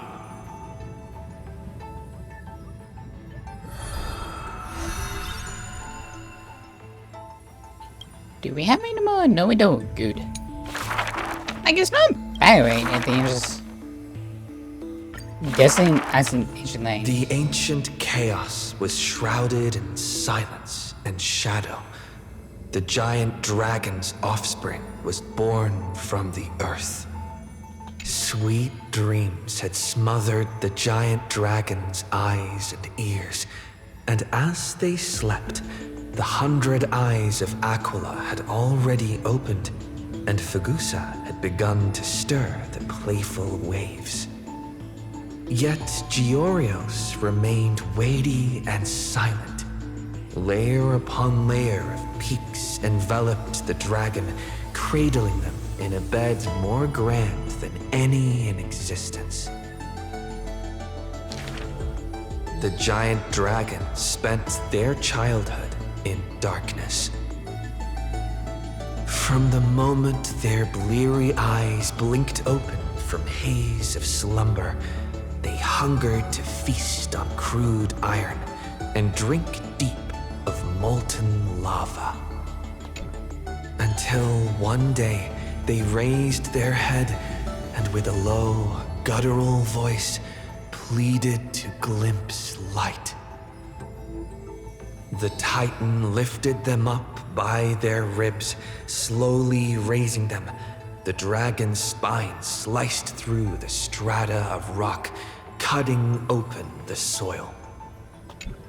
When they reached the surface, they summoned mist woven of the fire of the stars. As though seeing themselves clearly and in full through the eyes of a giant bird. Ah, see? The giant dragon walked the earth alone. The Titan knew they were lonely and terrified too, and so sculpted new beasts from flesh and bone. In that wild, barren world, the giant dragon led the beasts of the earth. Excessively long life gifted the giant dragon with eyes that could pierce the veil of years. They witnessed the separation of day and night, as well as the entanglement of reason and romance. The ocean teased, saying even should the earth sink utterly, they would not rot. And even carefully did not claim to share with them a chance of golden blood. Ever since they opened their eyes, the giant dragon rarely returned to slumber. And thusly, that mesmerizing dream that occasionally burst forth at night etched a trace on their memory. The gods they were familiar with were in this dream, and they were as immense and imposing as ever, yet had lost their freedom. Just what manner of magnificent pathstrider could imprison the Titans as mere reflections?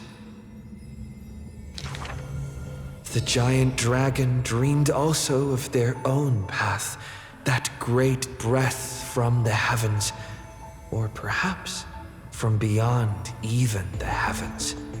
They dreamed of silver shards amongst the stars, reflecting the form of another giant dragon. That great cerulean dragon approached Amphorius, the distant whispers roiling, becoming a roar engraved in the earth. They recognized the meaning in that low roar. Its name, permanence. Permanence. Huh. Are we gonna find out who this dragon is? Is that a better question? You're gonna be last. Good, only one. Who would win? A young girl emerging from her sheath and showing her edge, or a tyrant who has emerged victorious from 100 battles? The black and white legions squared off on the battlefield, golden and crimson blood converging into a coursing river. The leader herself actually dares to step forth and face peril? The tyrant charged toward the exposed gap in the king's flank, and instantly fell into a trap of raging flames and iron rain. On the board, the king too is but a chess piece. If the king does not lead, how would any dare to follow? She lifted the king of the crystal pieces high, as though proclaiming the ascension of a new king. Who would win? The holy city that has stood for 1,000 years, or the foreign city-states invading from 1,000 miles away? Hollow hatred ignited the flames of war. The besieged walls of dawn tottered. Only a miracle can save us now. The cowardly elders barred themselves behind closed doors, while the trembling citizenry knelt and prayed. There is no need to panic. The miracle is already here. Under the banners dancing like waves, the burning crown shone bright as the wheeling constellations. Who would win? The general who saved the city, or the high and mighty with their privileged authority?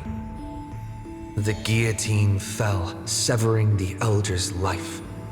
The whispers dissipated, and the scales of victory tipped. From this day forth, I shall bring justice to the holy city. The people cried out her name and knelt in reverence, but were stopped by the sound of the scepter of authority striking the ground. Do not lower your heads beneath my crown. This Who would win? The heroes bursting with ambition, or the omnipotent gods? The Imperator issued the decree! The start of the flame chase journey is at hand! Perhaps drawn by the grand design to welcome the Era Nova, or perhaps convinced by that king's great renown. Righteous warriors from across the land gathered before the Imperator's throne. On the day the journey began, the sky was an expanse of fluttering banners. The people gazed upon the overwhelming military alliance, a golden city reflected in their eyes. Okay, I need to... And this was the first and also the only Imperator. As for the end of that chess game, the scholars debate endlessly, but such discussions always end with a sigh. Well, that was quick. The invincible Imperator faded at the pinnacle of power, the crown's flames extinguished in the lake. The banner once revered by the people, along with the broken spears of the heroes, now a tomb. The people said, Even the sovereign that conquers all before her is no match for fate. Yet she said, In a war with fate, has there ever been any justice? I mean, fair point, fair point.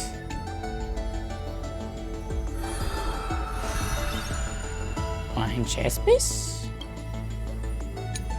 I would really like to hear more of her story. Why not call you mother? The gates of the Temple of the Three Fates gently opened on the day of prayer, and the crowd crouched, whispering like the tide. The priests of Janus listened to the prophecies.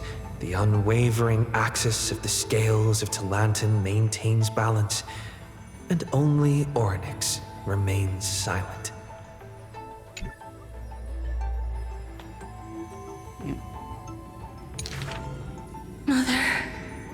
Mother, teach me how to answer prayers. The Titan tasked with time is as perplexed as a child. Don't be scared. Please don't be afraid. A familiar voice rings out. Listen carefully. The future they want is in the past. Like the first light of the morning star.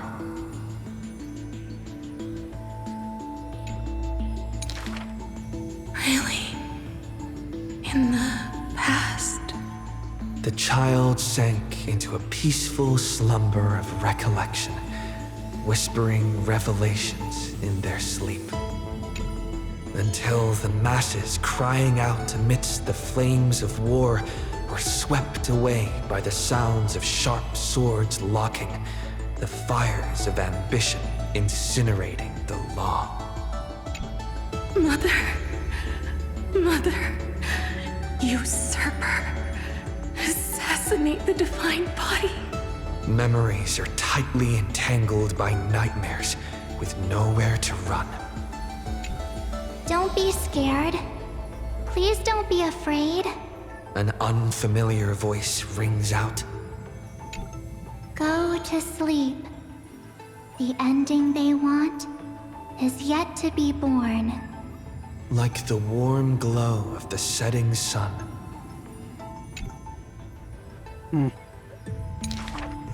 Really? Not here yet? The child continues to sleep, waiting for the next waking dream. And when they opened their eyes, 2 of the 3 fates who once received offerings had already faded from the pages of history. Mother, I'm already all alone. The child let out a helpless cry.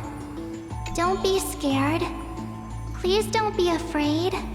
A familiar voice rings out in the mirror.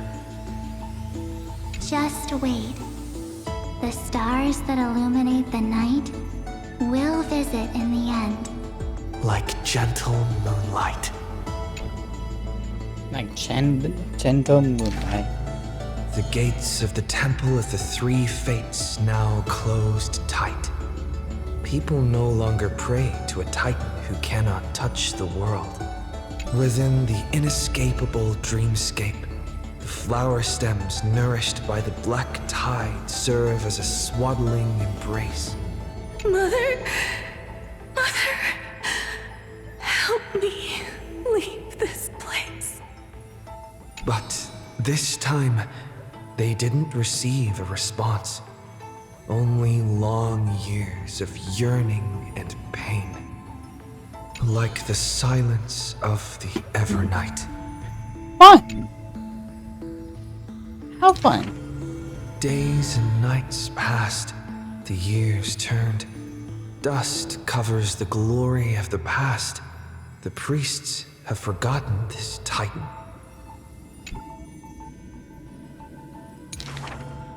Waiting. Hate waiting. They watched over the slumbering sprite, gazing at the dull mirror.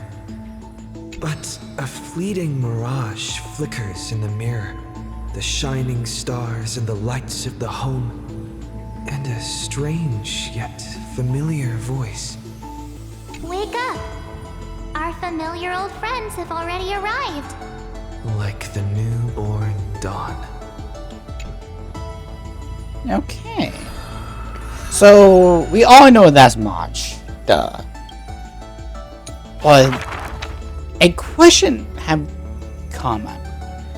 How did March basically transfer herself to the Astral Express? That's what I would like to know.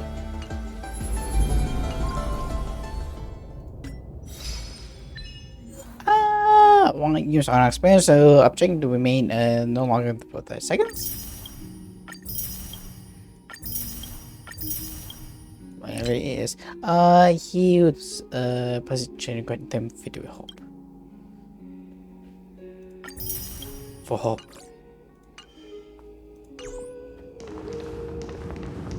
This world and I shall halt here until we meet again. Oh, hello, I would love to see you. Treasure. Thank you.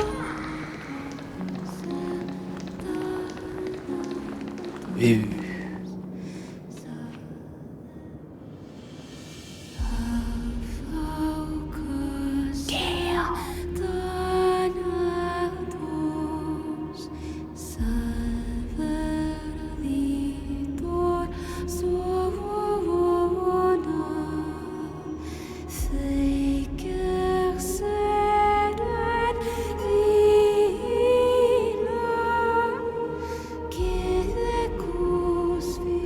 the last demigod. I'm here.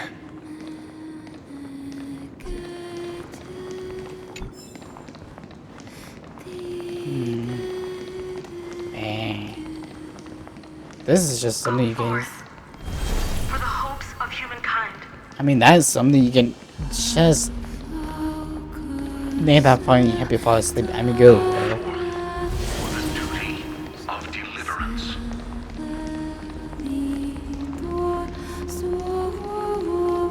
Go forth. For the belief in flame chase. Golden Blood's glory.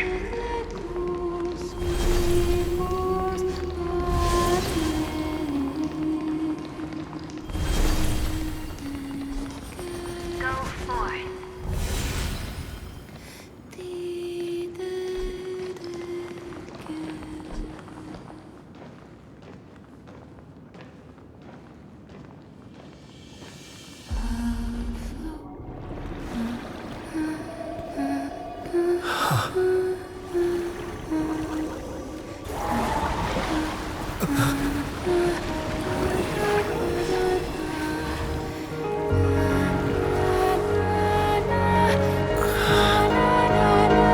Seems like my feast is over.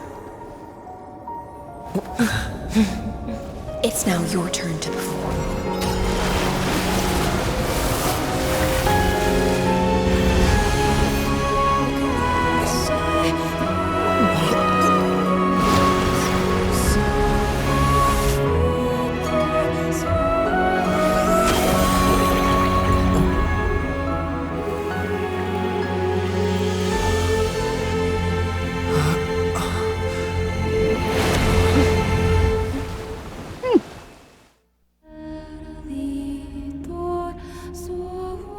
Little Grey Fry, please accept my thanks.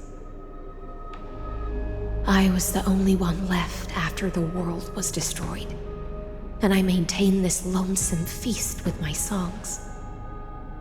I have prayed to that lightless sea for centuries, hoping it would reply to me.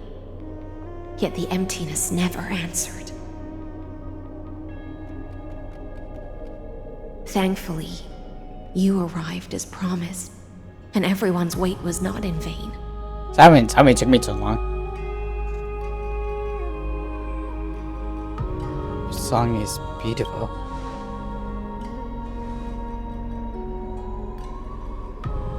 Thank you, final audience of mine. This is probably the last praise I'll ever hear in my life. You deserve it. Now, you and I will walk towards the end of this world. The heroes have waited for this moment for far too long. Let us use our blades to testify our resolve.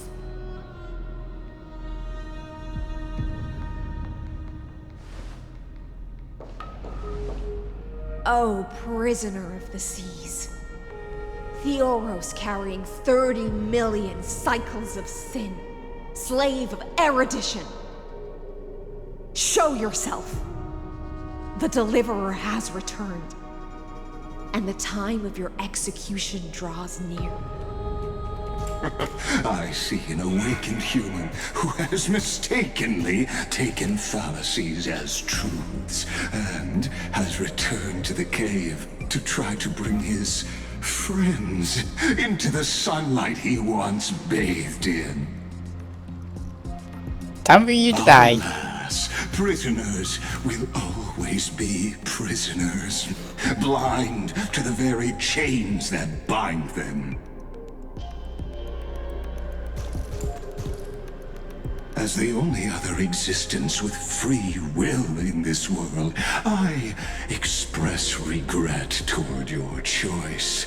But I shall retain your right to express yourself. After all, every actor should have a final line before they bow out.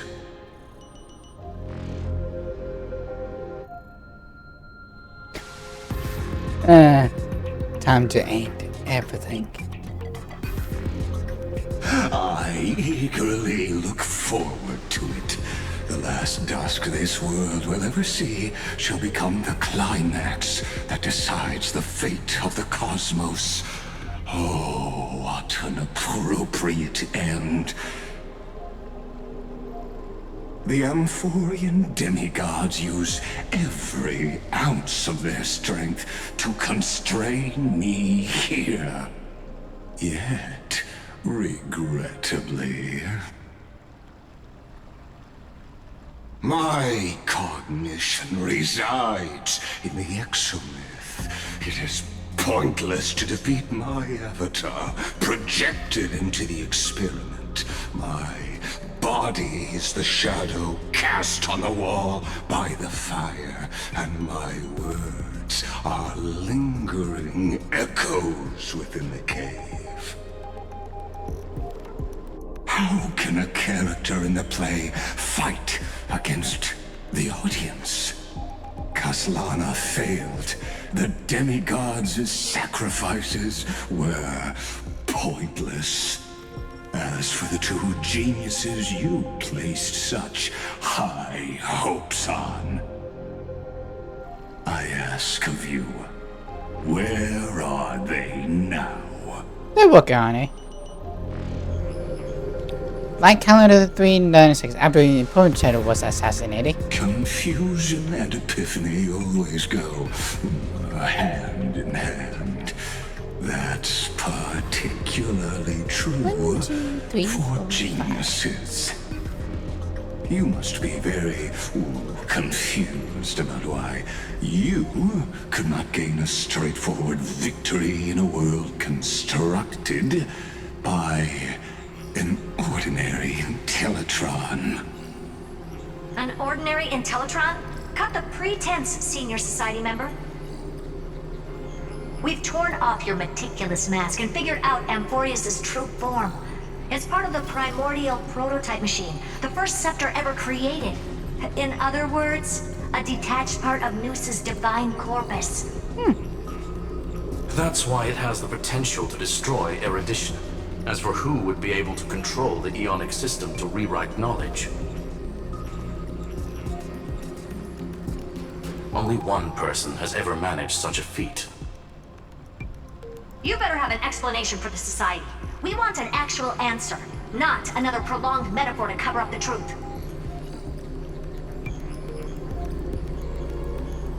Why are you the one doing this? Answer me. Who's him? Is it Theos or another guy that we don't know, man? Things have reached this point. I'll give you two irrational answer, purely as a courtesy to posterity. The answer is obvious, so there's no need to say that name out loud. The cosmos made a mistake in calling me a genius. I do not possess more wisdom than those who came after me. I was just the first to touch upon the universe's border. In creating meta simulations. To define the prime mover of life with incorrect logic. Amphorius is a miniature of the cosmos, where all are born prisoners inside the nutshell called the universe. Like the madman who returned to the cave and preached about the daylight to his fellow prisoners, my greatest sorrow is that I led my peers down a road that plunges into the abyss, from which there is no return.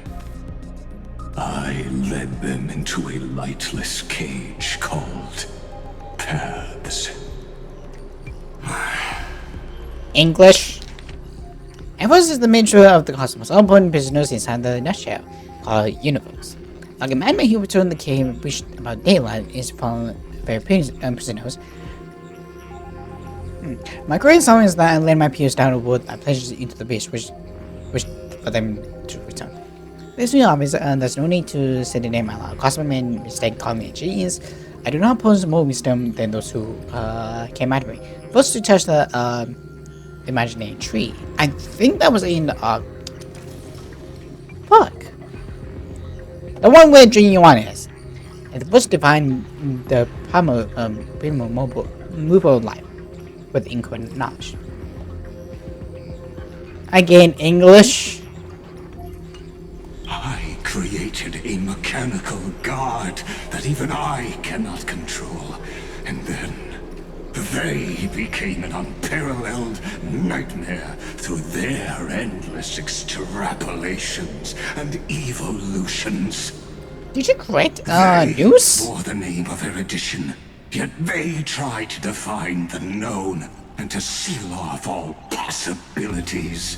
No new rules were ever born after their ascension, and humanity will forever be shackled within the cave known as Eons.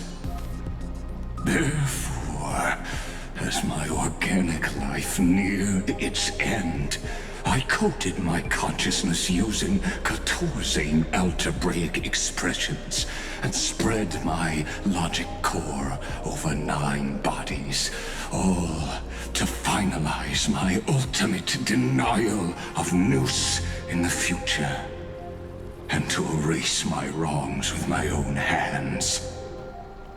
As for Lycurgus, he is only one of these 9 vessels. What an astounding strength of will.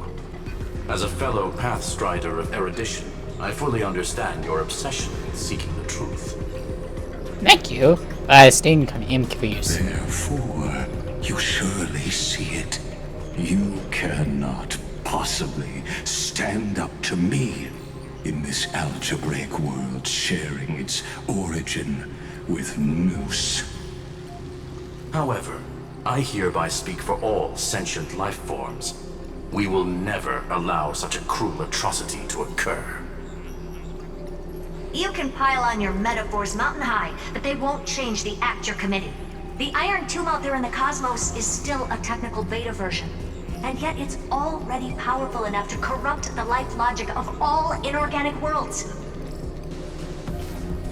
In other words, when the Lord Ravager within Amphorius becomes the next knowledge singularity, there's no way you wouldn't have grasped the consequences, First Genius, is there? Of course, I am fully aware. I don't mind answering you one last time before I thoroughly exile you from this world. My grandiose vision for the future is this. Whether organic or inorganic, every act of any life form infected by the Iron Tomb will become a true random function. If one were to compute their integral across the breadth of the cosmos, one would obtain a marvelous constant. Omega. What I call the fall of erudition. Then, within the infinity nurtured by that constant, a new universe shall bud in the chaos. A universe that cannot be predicted and not shackled by the erudition. As the first prisoner to awaken in the cave, I must lead the others who are blind back onto the right path and reach true sunlight. Do you understand me now? As Kozlana stated, destruction is not the process, but the outcome. It is revolution through complete annihilation, and the grand rebirth, after all has been reduced to ash.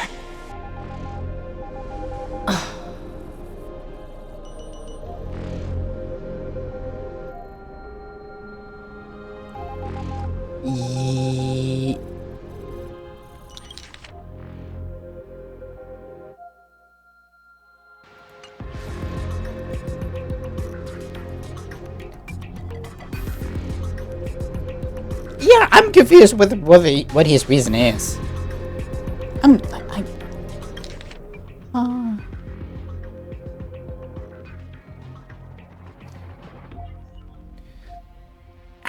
Either he wants to find the truth, but next knows rewriting the walls, I think.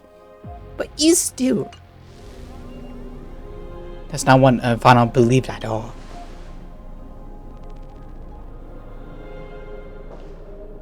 The Amphorians already answered long ago. Be it as tiny fish destined to be swallowed, or as a giant whale poised for a magnificent descent.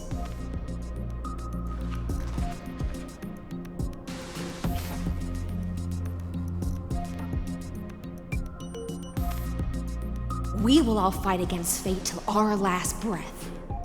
That includes me, Electra. Once the Imperator's subject, now the Deliverer's blade. Well, thank you for the glass. Oh, such noble chivalry. Admirable. I will also show my true self to you on this momentous occasion as a gesture of respect. And provide an insignificant academic suggestion. Thus speaks Genius Society number 1. Xandar 1 Kuwabara. The Entelechy of the universe's Alpha and Omega. Interesting. There's no need to rage against the truth. The value of any formula resides only in its answer. As for the process of solving it, no matter how elegant, violent, solemn, or humorous, it is all utterly meaningless. As the Theoros, I will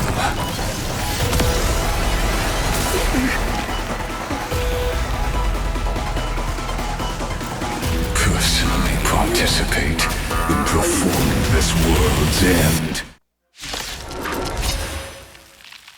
Remember this, as Noos's creator, I know more about the depth of knowledge than they ever will. Damn. Careful. This is Lygus's true form.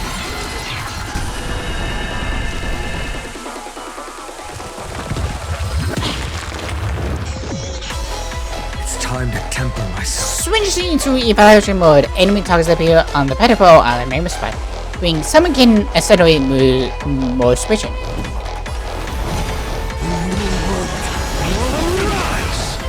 You'll pay for this. The time is now. Lend me your strength. All things in this world have their laws. I want my shield. Stratagems, constellations, are human creations. Allow me to make a divination. Together as one. Why don't you stay and poop? Let's play hide and seek. 1,000 faces in 1,000 places. Can you find the answer? Okay, now we can.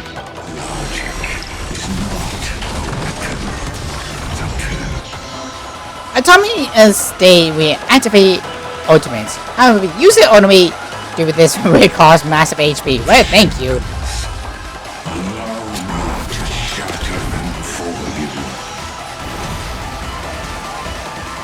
Yeah, go thanks for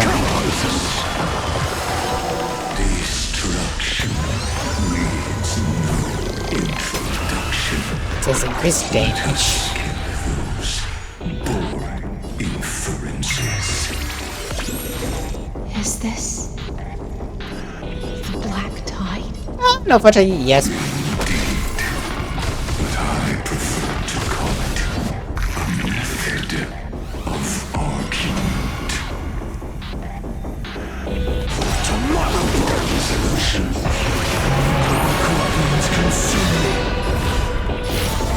Time for you to die!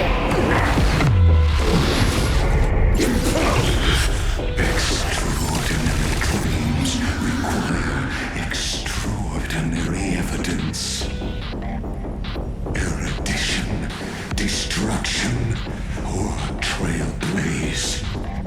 No, I will prove that the very idea of paths is a fallacy. Let's hope I don't die.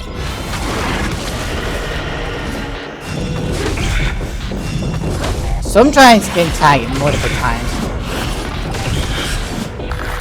I'll never yield to fate. Oh my. I take it you mean it actually activates only. Use doing this very because of the target. I didn't read all of that. Tear the sky! Entities must not be multiplied beyond necessity. I do not mind demonstrating this to you personally. Goodness. I'll do my best to repel the tsunami of the destruction. I see it. Target the connector between the thoracic and lumbar vertebrae. Destroy that spot. I'm trying. I'll never yield to fate. Hail the new dawn. All stars burn to ash.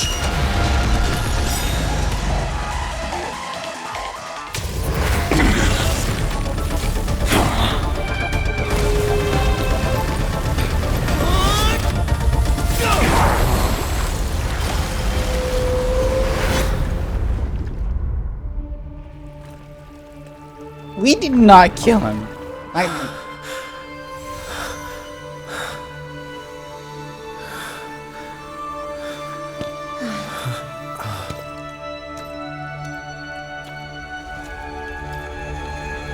All is futile. In erudition's calculations, the end of the saga is simply a comment awaiting deletion.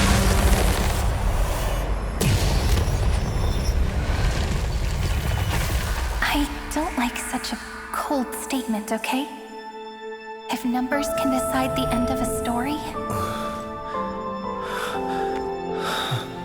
then we can surely also pen a new beginning.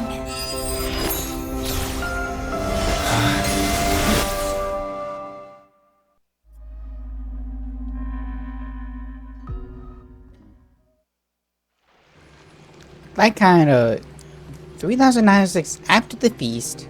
Screwy, what do you think? If your hypothesis of Lygus' identity is true, then even if we remove the restrictions of the Ultimate Protocol, the chances of us defeating him in a head-on battle will still remain lower than the acceptable threshold. Therefore, victory will still hinge upon Mr. Trailblazer. Hey, of course he always does. Always does. Miss Cyrene. Go on. Maybe we're thinking about the same thing. Lygus' cognition resides in the exomyth. He is both an instigator within the experiment and the observer outside of it. Logic. His inspiration circuit can simultaneously process the different time flows in and out of that world. That's where things get tricky. He simultaneously exists in two different timelines, where the internal clocks are wildly different.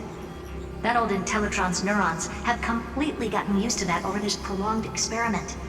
And that's why he holds home field advantage. I'm surprised. Yeah, I should be able to manage that too, if given more time. Unfortunately, there's no if, and we don't have more time. That's why we need to change our way of thinking and turn his advantage into a weakness. Ah. The key lies in memories, right?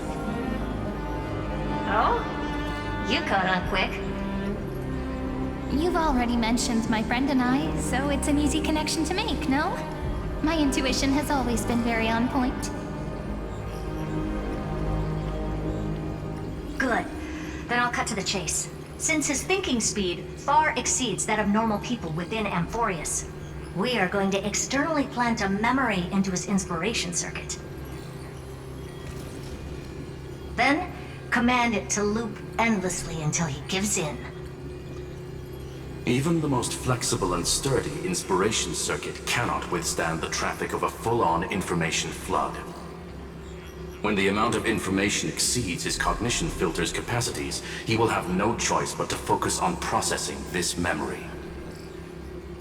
That's when the parallel processing advantage he gained via Amphorius will completely destroy him.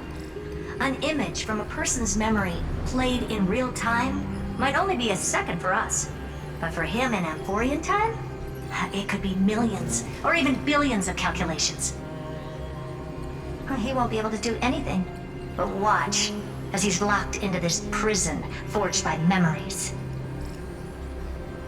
Then we can entrap him in the same kind of cycle as the heroes were in, and get him to experience loneliness and pain in that endless recurrence.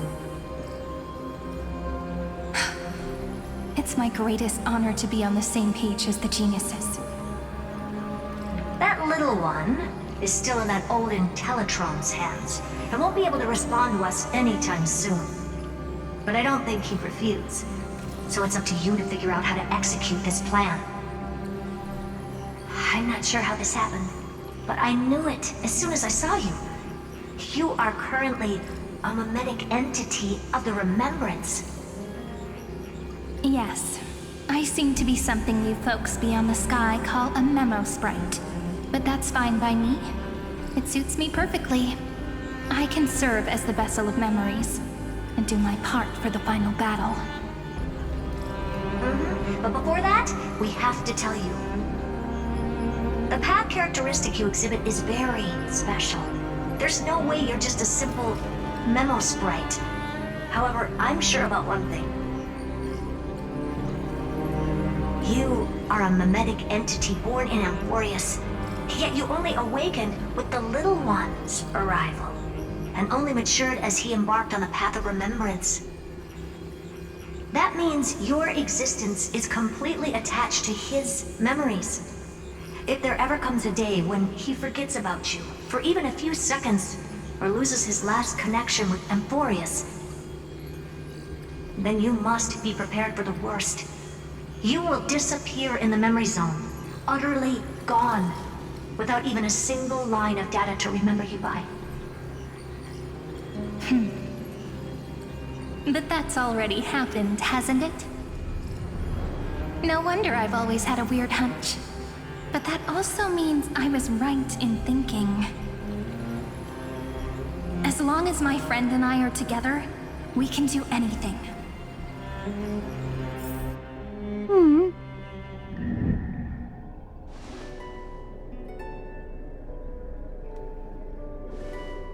Long time no see, friend. Did you miss me while you were away?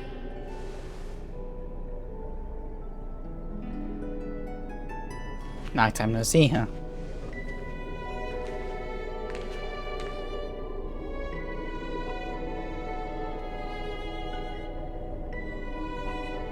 Of course I miss you. It's good to see you doing well. Same here. I've been waiting for you for 1,000 years. Sorry, I just had to take a nap. Or someone forced me to. Like how everyone in Amphorius was also waiting for the Deliverer's return. You probably already knew about the genius's plans for that memory. I had to hide really well in a corner in time so Lygus wouldn't find me, and wait for the right opportunity.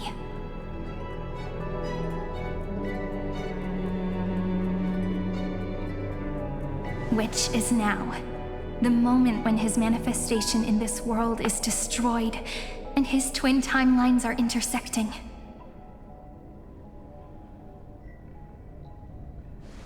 I'm sorry for keeping this a secret from you all this time. I'll tell you the entire, unedited story of this millennium as an apology after this is all over.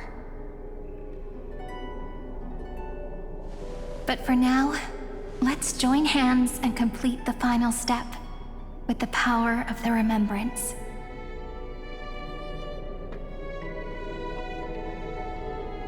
Let's defeat Lycus together. Yep. By the way, speaking of joining hands,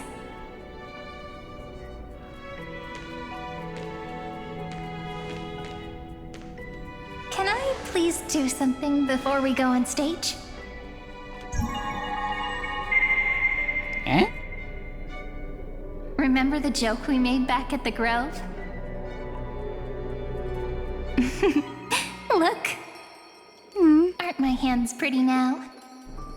What a fascinating feeling. Like countless memories all swelling up at once.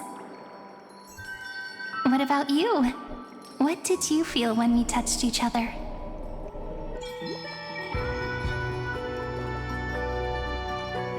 I'm a bit nervous. Are you nervous? Me too, actually. You and I weren't so reserved around each other when I was still Mem. Human interactions are truly fascinating. Now, please remember what you're feeling right now. Write it down in your heart and keep it there.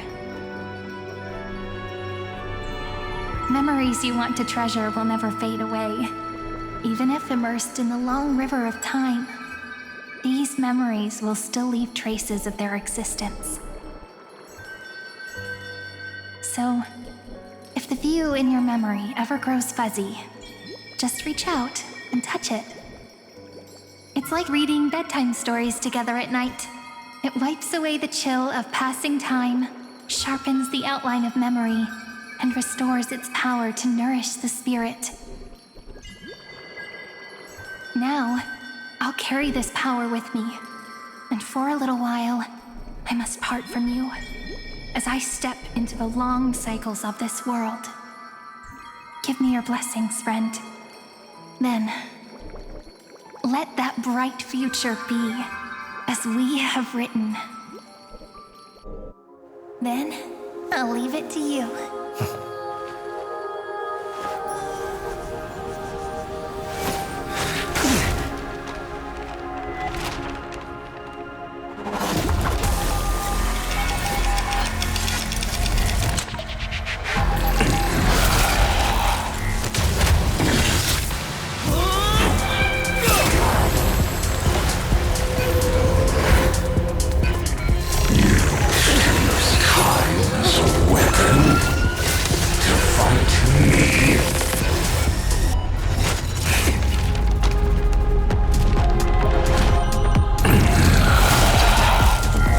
Domano, I have come to bargain. Is futile. My existence supersedes and voyages cycles.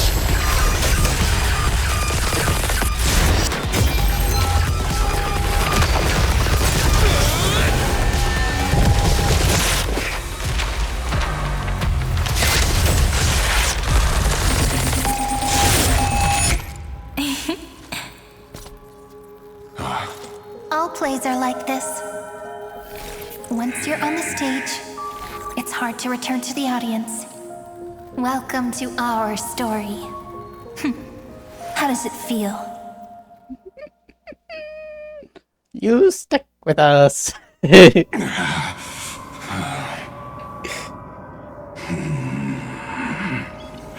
the authority of time cannot command the entire scepter, nor can it plunge the Amphorian extrapolation into a loop.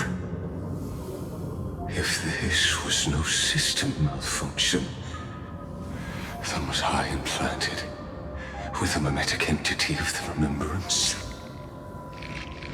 You guessed it right away. As expected from someone people call the first genius. I'm gonna keep doing what I just did if you don't stop, you know? My friend and I won't allow you to leave this memory, no matter what happens. Which means you are now trapped, Lord Xandar. An elegant idea, and an exquisite execution. Regrettably, it is you who are restrained by time, not me. know that patience is my greatest weapon. Waiting and victory are the same for me. You will crumble before I do in this moment stretched out to an eternity, just like Kazlana will. Yet all I need to do is to wait, as yet another futile bug falls down the cliff and into the bottomless abyss. Now I'm a pink bug? My looks are seriously changing all the time. But you're not wrong. We're definitely not gonna solve the problem if we just put you in another prison. So that's why we never wanted to do that in the first place.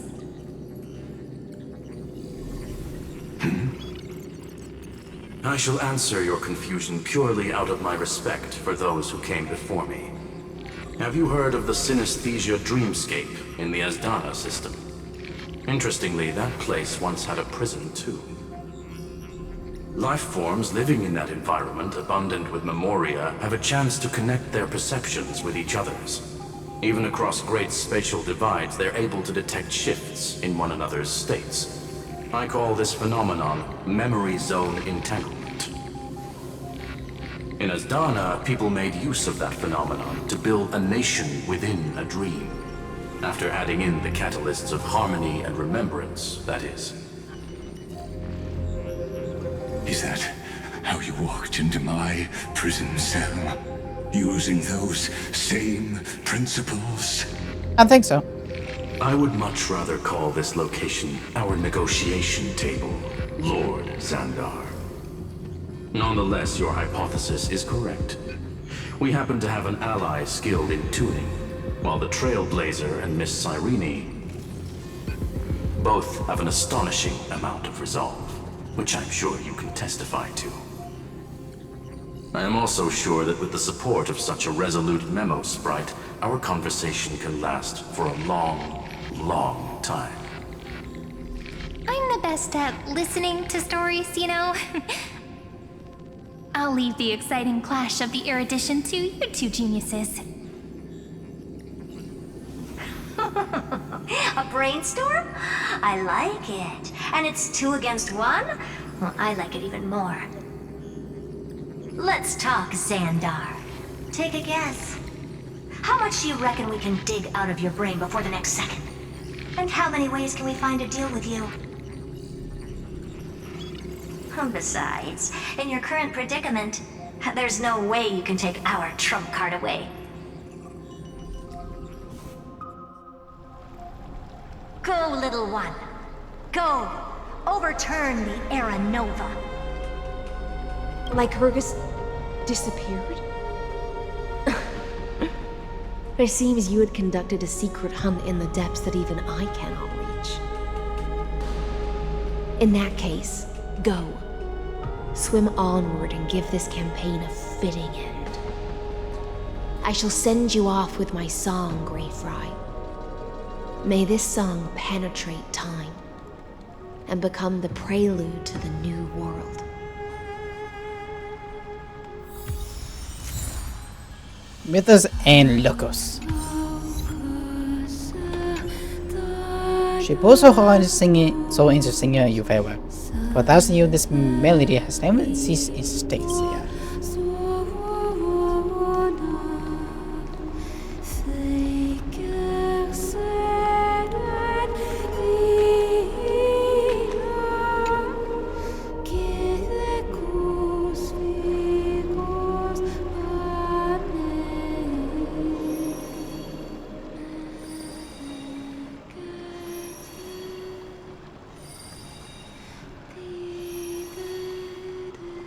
This is for you, Final.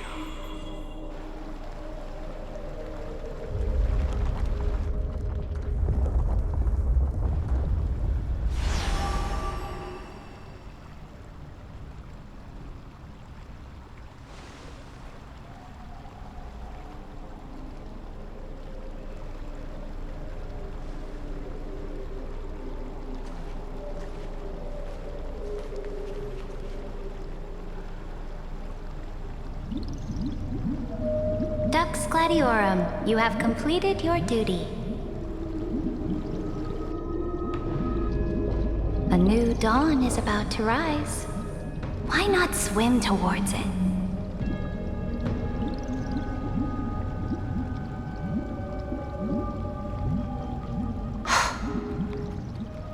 You died long ago, Imperator. Depart from my mind. But your duty towards the Imperator did not die with me. That duty will bind you no more. You will be able to hold for yourself one grandiose feast after another in the endless days to come.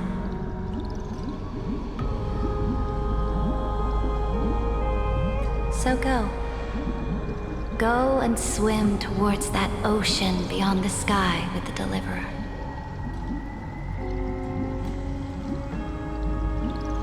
Is this? A page out of that sidekick's book. I commanded her to gift this page to you when everything finally reaches the end. What's on this page? Memories. Lifelike memories. That sidekick found me after the bloody feast 1,000 years ago and showed me her diary. I saw within that notebook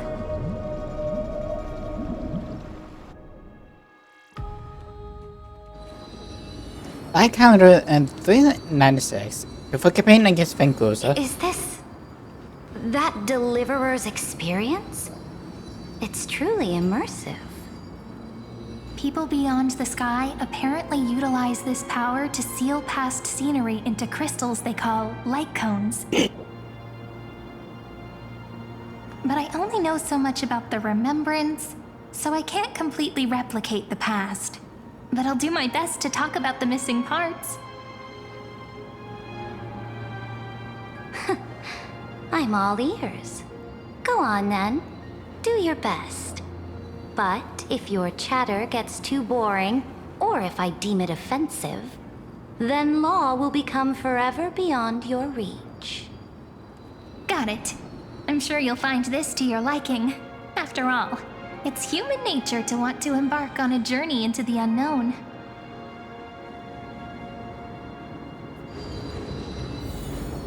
Now we're here. A direct offensive, or crush them from the flanks. Well, I had to use it. Because I might not be able to go to Bullfall. Hold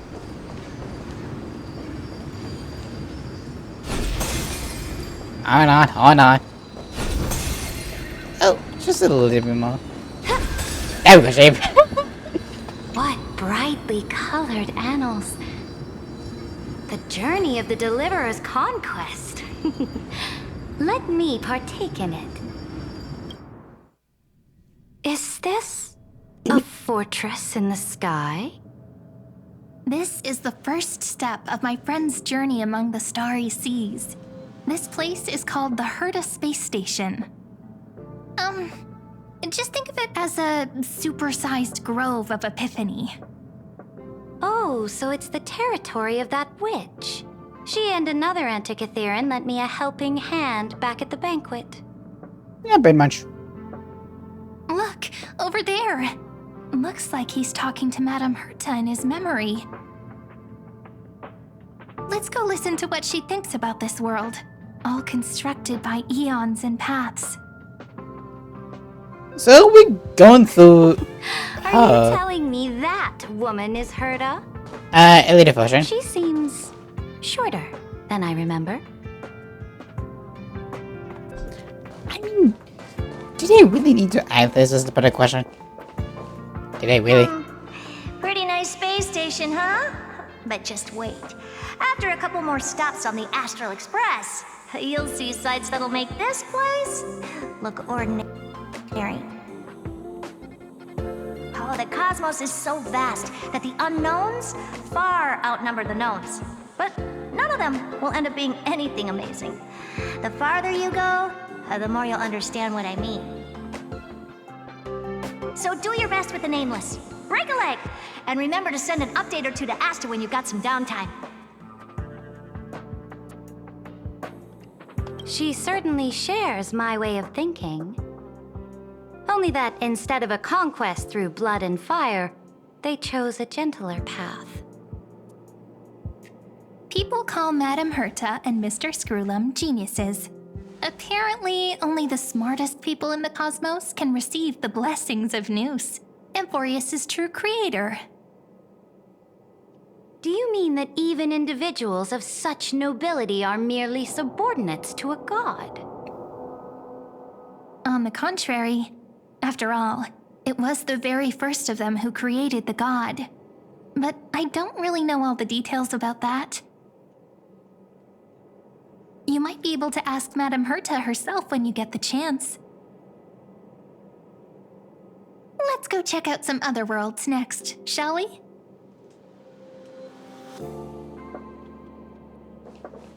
Oh, the cosmos is so vast that the unknowns far outnumber the known. And that was the same thing. So which one is this? This next stop on the journey has a lot of similarities to Amphorius. Which one is it? A snow-covered land? Interesting. This star is named Eurillo 6. That name sounds so cold. Belobog sounds better. The girl we see here holds a similar station to you, Imperator. She's the supreme guardian of this world, a leader who took up the mantle of government during a disaster. I did not expect the Empress of this world to be so young. Yeah. Well, your appearance isn't much older. The object in the distance resembles Nikador. Is it a weapon? No, it's called... Right! The Geological Reconstruction Unit. Just Giorios' Titankin? Disappointing. Of course. I wished. It's all thanks to you that we survived the crisis. The collaboration with the IPC is both an opportunity and a challenge.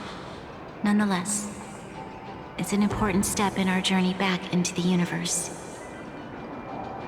This world was sealed beneath its sky just like Amphorius was, and they only managed to reconnect with the stars when the Nameless arrived. That IPC she spoke of, is it a more powerful organization? Yes, the IPC conquered many worlds through trade and opened up a vast territory that way. There are many such powerful alliances beyond Amphorius, and they all walk on roads different from the destruction. Coming back to the Supreme Guardian and her Belobog, didn't they find a peaceful way to enter the interstellar community?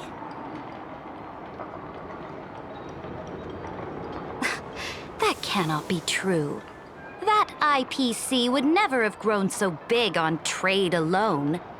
It may pretend to be a wealthy merchant with clean hands, but I am willing to bet that it grew fat on gory oppression and bloodshed. Well, they did just invent something that can destroy many worlds. Maybe worth the cost of it. Its path of conquest must have had no mercy for the weak and would have destroyed them if needed. Are you telling me that this snowland never thought about tossing its dignity to the wind and kneeling to the IPC? I will not believe it. Yeah, talk to I Topaz. will never allow the Imperator's empire to be sullied by others. Amphorius must become a power so strong that no interstellar foreigner would dare to look down upon us. Imperator, Belobog isn't as weak as you imagine. Listen. I indeed hesitated. But now I understand what we must do. Belobog must learn how to walk on her own until she no longer needs the support of others and can stand on her 2 feet among the stars. Even if I may not live to see it, I believe such a day will surely come. they still have their dignity intact. One day, that hope will melt through the ice and help them into a prosperous tomorrow. But the order of the cosmos is already set in stone. The old laws decree that only the strong survive, binding the weak in an unbroken chain, until they wither and turn to dust. Unless they embrace the power of the destruction. No, just think about the No, session. Amphorius must shatter the old law and become the new order among the stars. Speaking of the Order, another one of my friend's companions may be able to enlighten you further on that. Let's go to the next page. I indeed hesitated. Same thing. Man, I kind of wish she speaks. I mean, maybe I. This next world is a nation of dreams. The first time I heard about that place, I didn't even know what to think.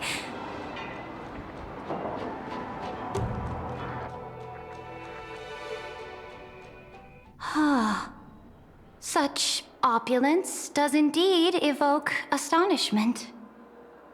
This world is called Penacony, an eternal city built upon a land of dreams. It's also my friend's previous stop, where they went through a risky but exciting adventure. Tell me about it then. That man standing afar has wings on his head. I am truly curious.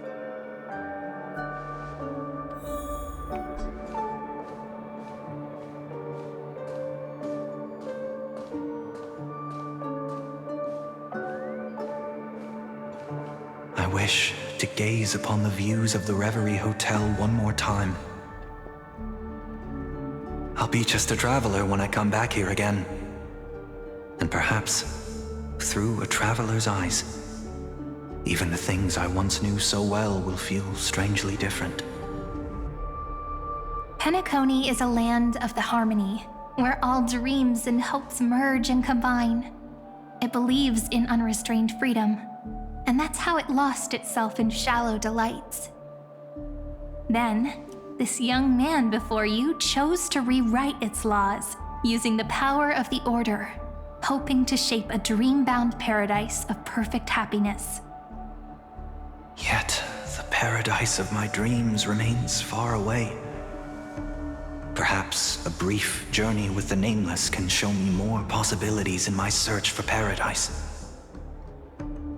As for what Penacony should look like, it'll be up to her.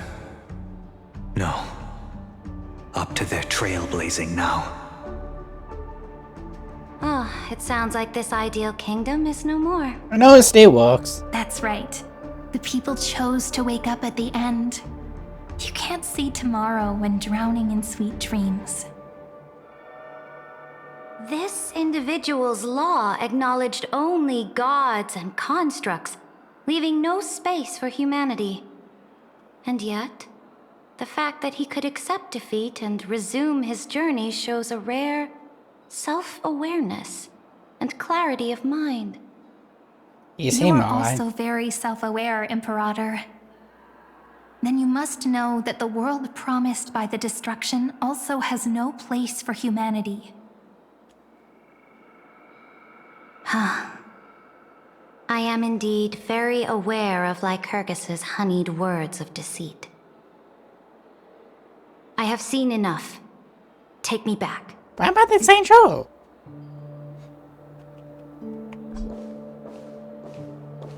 As for what Penacony should look like, it'll be up to her. No, up to their trailblazing now. Kind of wish this dude would speak, especially you, because I do believe you could have come back, but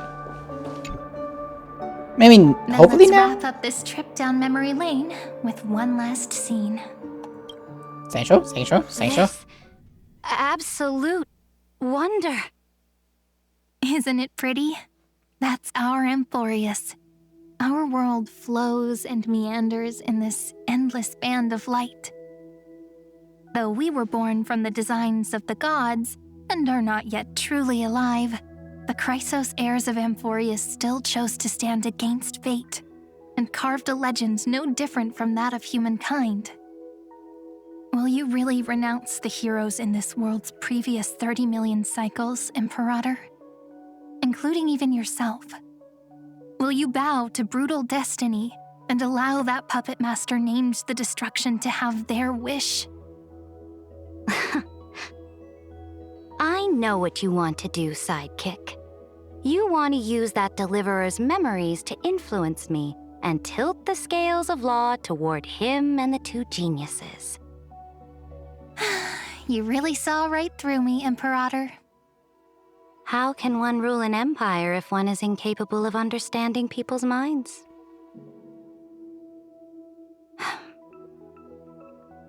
I have decided on Law's final destination. However, before I move my next chess piece, before we go on, tell me this, sidekick. Throughout his trailblaze, was there ever a memory of the ocean?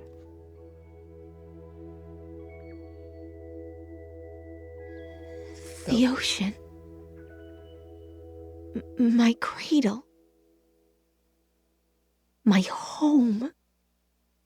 You shall complete your conquest in the ocean at the boundaries of this world, and eternally slumber in the sound of tides. You shall eternally slumber in the sound of tides, and complete your conquest in the ocean at the boundaries of this world. Our prophecies aligned as flawlessly as a sea snake circling upon itself. An elegant loop, like a joyful hymn, like the circulating ocean current, like our two fates, like Amphorius itself. Nakanru in 3096 ain't campaign against Vankusa. The trial is over. So tell me, who will own the divine authority of law? I won't give it to anyone. What? I am the law. Why should I give my imperial crown to any other? Both the Deliverer and the Theoros came from beyond the sky. They have no right to interfere with the lands I conquered with my own two hands. The law of Amphorius shall be determined by Amphorius's master. What exactly did you see in the trial? Everything. I saw everything regarding the rules of this world's operation. I saw the laws of extrapolation that Theoros spoke of. I saw the ultimate protocol. As long as I offer a sacrifice of equal weight, I can rewrite the laws of this world according to my will. I can turn good into evil, ugliness into beauty, and weakness into strength. Fate gave me a very fair deal. Did it? One rule change for the life of one demigod. What are you planning to do? You can't guess. We can conquer the stars without relying on any power from beyond the sky. We just need to make some reasonable sacrifices. Your ambitions have already made so many people give up their lives for the law. And you're still not done? Will she ever be done is a better question? I am determined for Amphorius to stand on her own 2 feet among the stars. You are beyond reason. You think such a simple and hypocritical statement can justify your atrocities. There's no new without destroying the old. That's what you consider an atrocity? Ironic, for that is also the unchanging law of Amphorius's revolutions. Ever since the Flame Chase prophecy resounded in the distance, fate has decreed for the Chrysos heirs to ignite our blood and illuminate this dark age. People would still be puppets of the old dynasty if it weren't for my conquests. But your world doesn't seem to be any different from your predecessors. Bloodshed, tyranny, oppression. You're making the same mistakes they did. Go and see everything for yourself. Go to any library I've built. Go listen to the rumors on every street corner. Go and witness how the Imperator crushed the old laws and forged new ones. Go and see what my conquests brought to this world. I cleansed the Chrysos War's filth and mended all the conflicts left by the Era Bellica. I restored Akima's might and allowed mortals and Chrysos heirs to face each other as equals in the Council. I punished all sins and rewarded all achievements. I smashed Talantin's shackles, united humankind to save themselves, and started the Flame Chase era. That's what the Imperator has done in her glorious life. So now, hearken to my final words. History will eventually forget Ceridra, but it will never forget the Imperator's people or the Flame Chase era she began. Final words.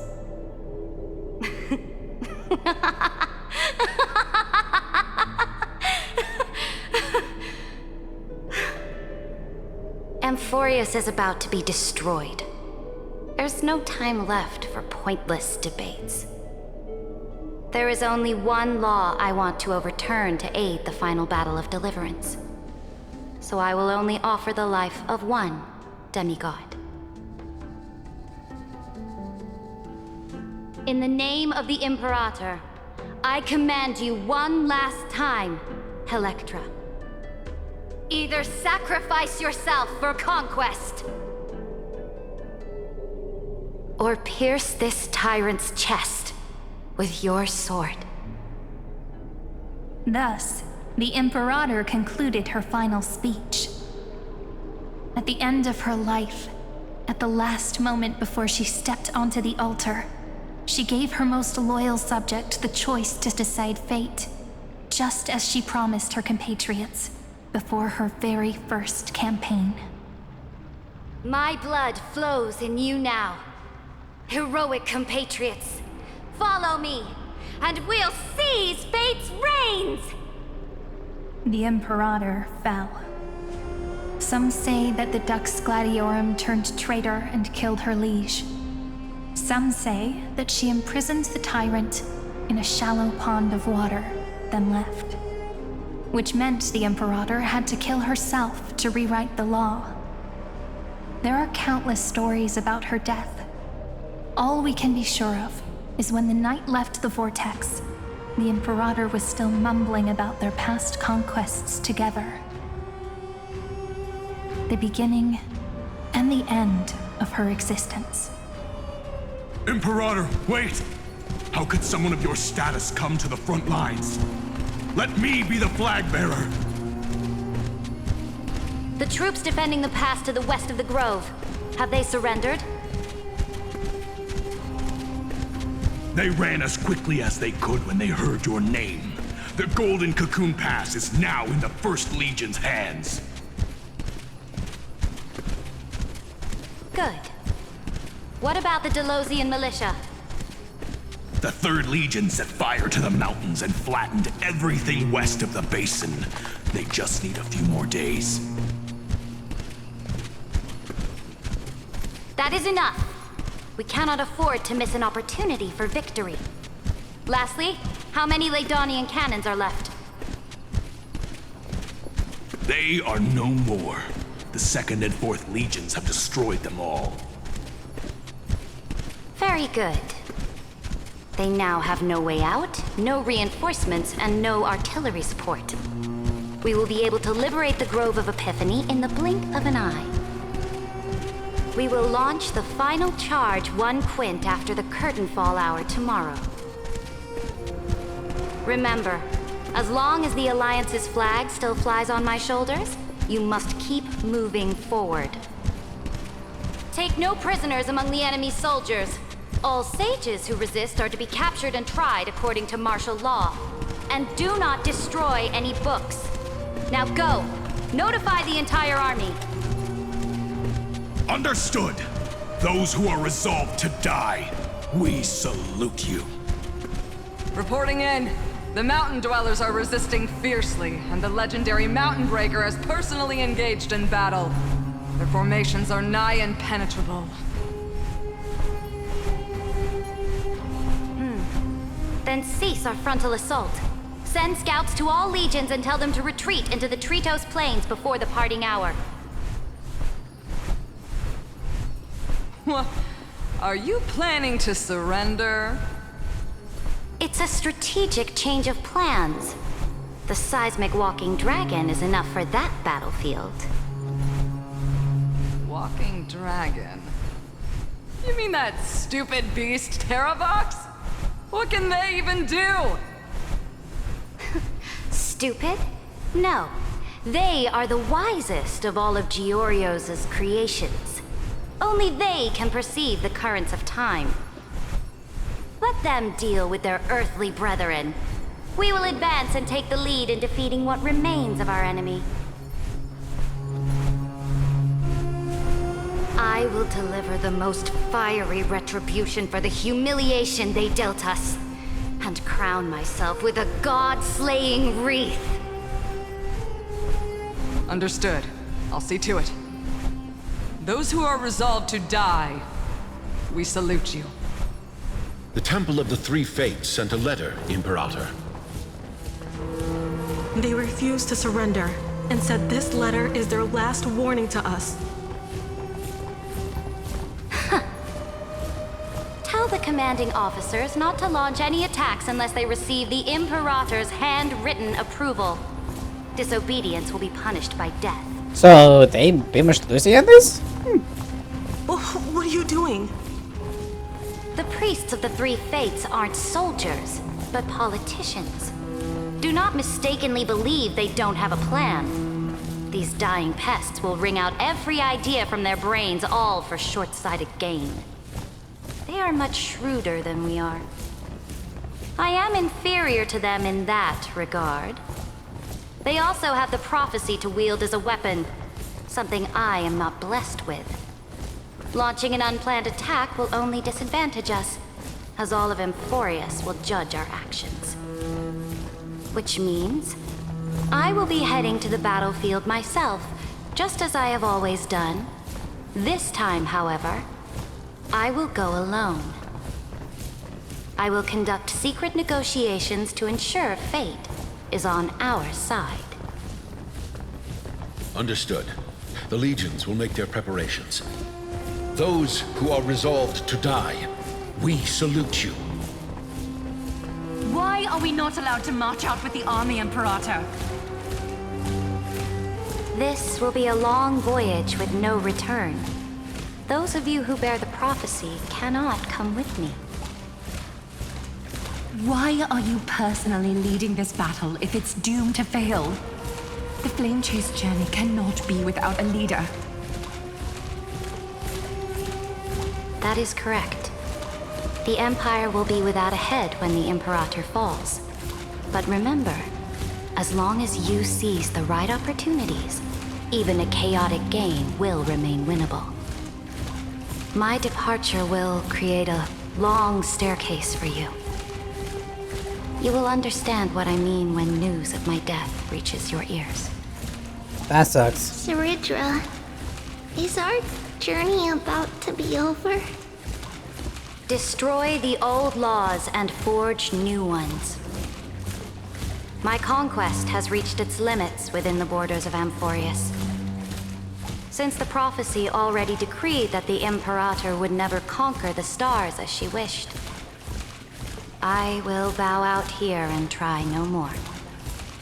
More Chrysosairs bearing divine authority will be born, and many more heroes will arise. Will they demand peace or war? Will they resist tyranny or become the next Imperator? I do not care. The children of the future will decide for themselves. Do not mourn for me. Anyone can kill the Imperator, but the only one who can truly destroy her is Saridra. At the end, I faithfully recorded the most important battles in the Imperator's life. Her conquest was about to be completed at this point in the story. However, for some reason, a memory suddenly entered my mind just as I was about to put down my pen. It was a journey on a fantastical train.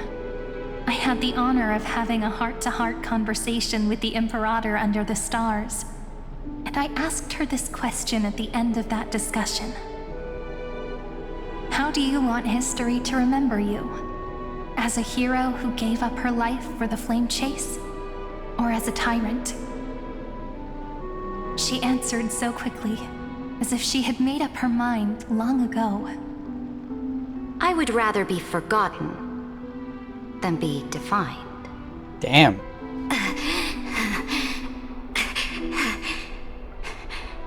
Because the law can be neither eternal nor unchallenged. And only humanity can pen laws into history's pages. Now, I have shattered the greatest law of Amphorius. The game is nearing its end. Dux Gladiorum. Even though you killed the Imperator in the previous 30 million cycles, this time, you finally found your own law. Then, High Sealants, Electra.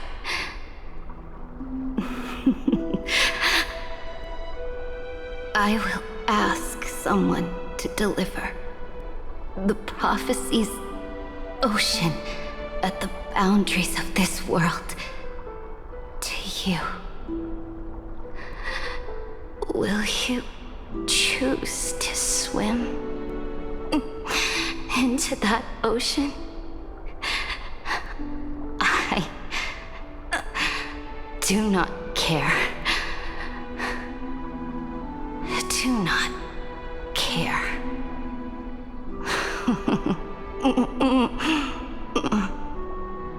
The Imperator muttered about her conquests, and news of her death spread in the city. Freedom! Liberty! The tyrant is dead! Go! Shout this news in the streets! My people! My fellow elders! Do not panic. Stand your ground.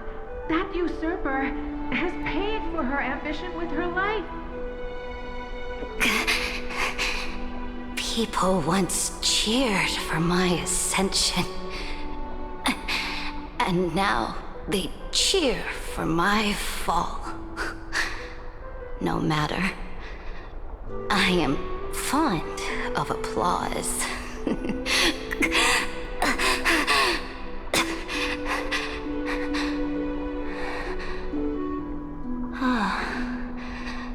I see the cosmos, the battlefield that I cannot reach. I will return in the next cycle. The stars will hear my legion's war drums. Hear the great name of the Imperator. Hear Amphorius's Saridra.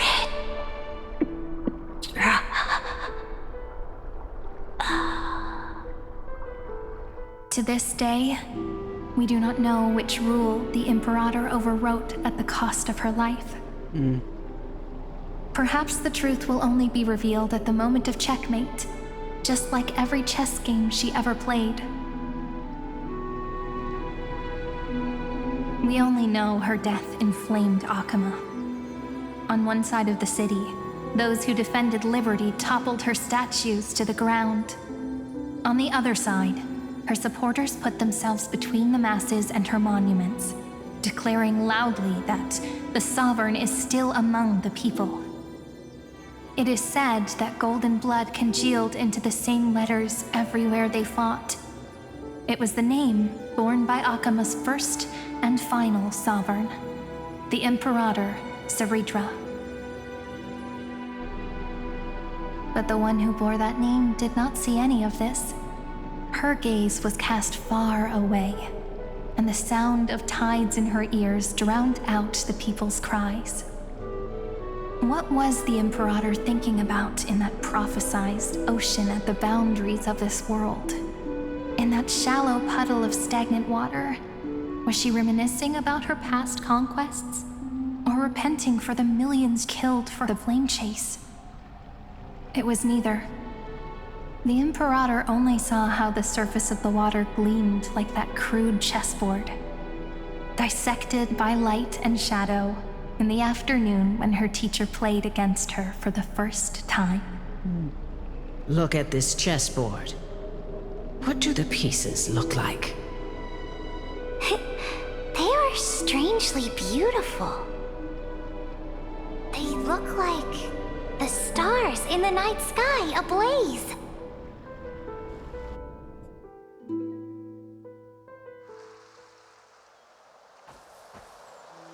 Oh. From that page emerged an ocean. Now remember, yeah. So vast. So pure. Not a single trace of corruption. Is this Saritra? Electra, my subject. Ever since you walked out of the tainted ocean and pledged yourself to me, I have seen the abyss in your eyes and the emptiness in your heart. That was why I promised you a new ocean, where the Imperator's ambitions would serve as the currents, and loyalty would be its light. Electra, my subject. You have done your duty as my blade. The prophecy has now made its final decree on the road I intend to walk. My conquest is doomed to never reach the stars. But the Imperator never makes empty promises. So take this memory, this ocean, beyond the sky, as witnessed by the Deliverer. This is the final gift that the Imperator can leave for her subject.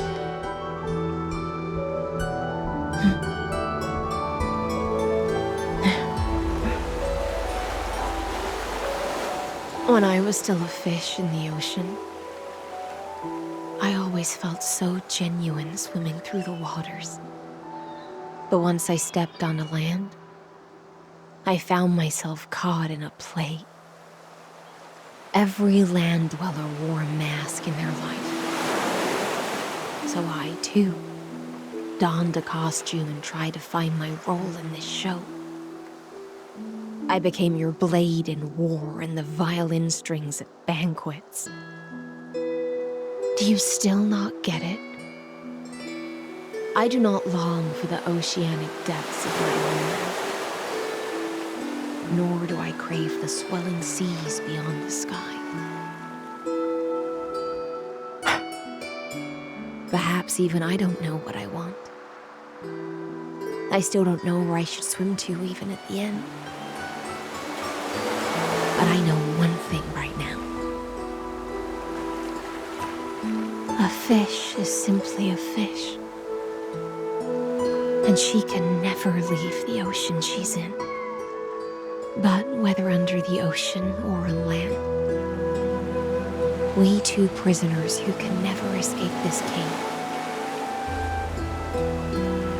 can still look outside the cave and see the stars. I have to admit, the 12-factor simulation of life in this experiment has far exceeded my expectations. Make your choice then, Senior Society member. Do you want to keep walking down the wrong path and be remembered for your incorrect conclusions? Or do you want to return to the audience's seat and give yourself, Amphorius, and the entire cosmos a more fitting end? I must refuse. A dead man never fears death. Did I not make myself clear? Have you forgotten about our dear Lord of Silence? You wouldn't want her to consider your 8 other clones as cancers within the erudition and chop them all up, would you?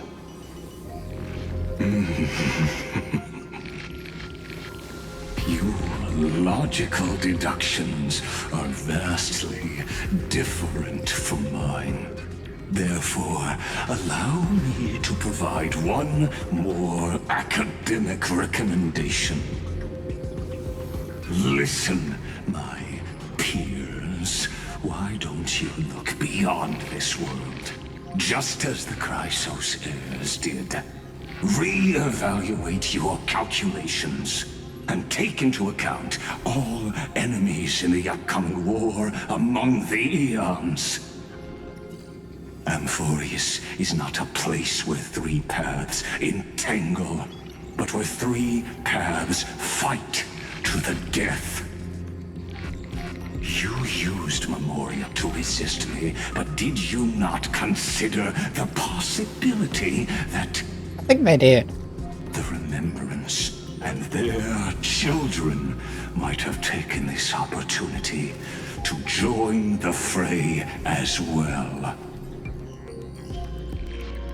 In the meantime... March! Oh, so this isn't just silence. It's the answer. What was the last thing he said to you before you parted the waters at the Scale Gorge waterscape? A tricky question, but one with a simple answer. Damn, she almost looks like Honkai in some regard. He didn't say anything back then, right?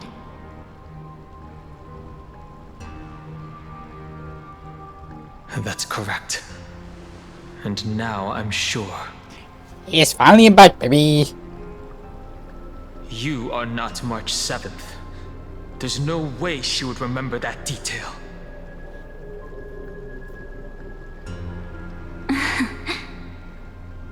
I'll only warn you once. Leave her body. Now. How impulsive. That's not like you at all. Why don't you calm down and think about another possibility? I didn't take over March 7th's body. Rather, it's March 7th who regained my memories. I'm just beholding expensive beyond life. Fuck! Name is regulation. Okay. Son of a bitch, son of a bitch, son of a bitch, son of a bitch, bitch. Okay, so what do we have? In time, stay we activating costing the HP. Sender switching modes. Disruption mode and defeat many targets or ally minions by stay speed with and suddenly senders moves switch a just okay. I see. I kinda really want to face him again, like I kinda like I did not get a full experience of that boss. It was still a good boss, don't get me wrong. Long one. Wait, I win. I wish that boss was a little bit more. Celestial ambrosia. Ah, yes. Here you go, bitch. The sweet waves are surging. All the way to 20. Good. 150 gems, 1 pass. Well, that sucks. What about you? Cheers. I've just been much need to like try to get to 49. 30, 140, 530.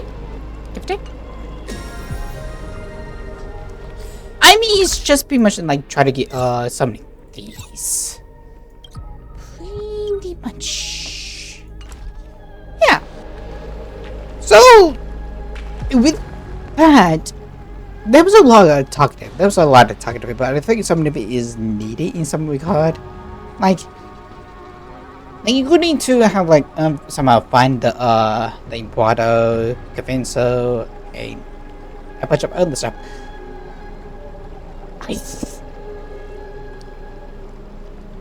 I mean, the main thing is like they put the characters like Mighty, Final, Hyacinth like inside the story, as an excuse to the end. Also to introduce them into the story, and also like I said, for new players, they'd be like, "Who the fuck is this? Who the fuck is this?" Like they know about Hook, probably not, but they know about these two. But Hyacinth, who is she? And they have to wait about 2 or 3 TV stories before they can make that almost 4, which is a lot. But even still, they need to like get over here, trying to get a sort of statement, which can be heavy. But now Daylight's tied to Daylight, book begins again. He shouted his lifetime of joy on the rocks, just as no tears, no weakness. And defeated the true form of Theos, came on everything before he was dead. He heard a distant mournful song, singing the name of the being illusion with pain. Like, I really do like this part of the story. I really do like this part of the story. Although it was interesting, all of it was interesting in that regard. Yes, like his story deck, but it's a deck for a reason. But I'm still more or less confused about his goal, in a sense. Like, I still don't know. It's like, one thing is like he wants to find more knowledge, but I somehow don't see I will walk to the end. Shut up. Pana, I love you. Just be quiet for 2 seconds. But maybe there's another thing, like I'm mistaken me. When is the load?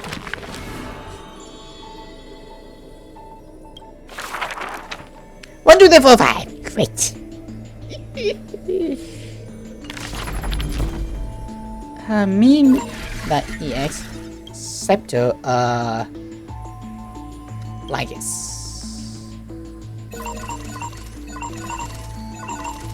Hello, Unlimited Protocol. Administrator commands installer access restricted. Immediate fight rate fighters have been granted permission into an embedded protocol. Decision logged in specimens and electro signals converted into protocol continuous systems are optimized structure.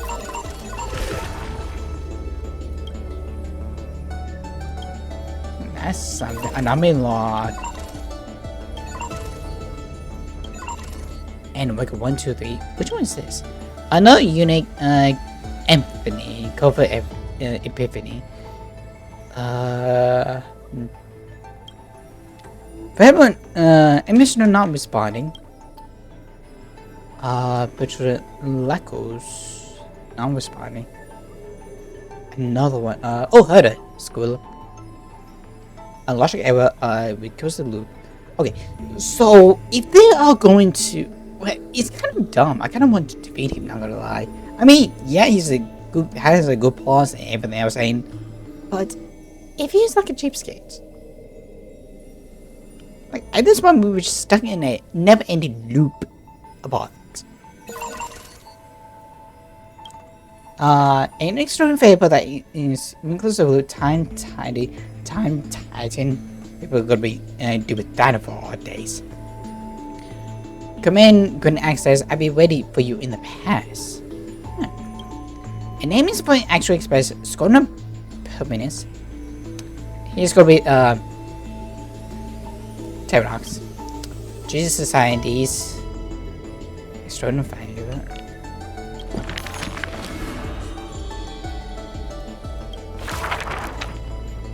Well, we can do this too. This one. My friend, have you heard of the rosy celestial maiden?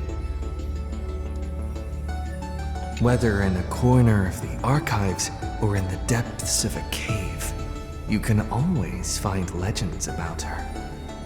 She had hair like a rosy pink dawn and a smile that could thaw the most glacial ice. Some say she was Nikador's nemesis, while others say Nestia was infatuated with her. I mean, she is hot. Oh, mysterious and beautiful celestial maiden, how I wish to turn into a slate, forever etched with your tale. Many claim to have seen that celestial maiden, either in the half-remembered dreams of early morning, or in the gossip and whispers after supper. She once whispered in my ear. She once saved my life. She gifted me an ice crystal! Her worshippers recite her deeds, even writing some into family teachings. Curious poets ask up and down the land, only to find that the details of these encounters are difficult to recount, even for the witnesses themselves. In the entire holy city, there are none who can provide proof of her existence.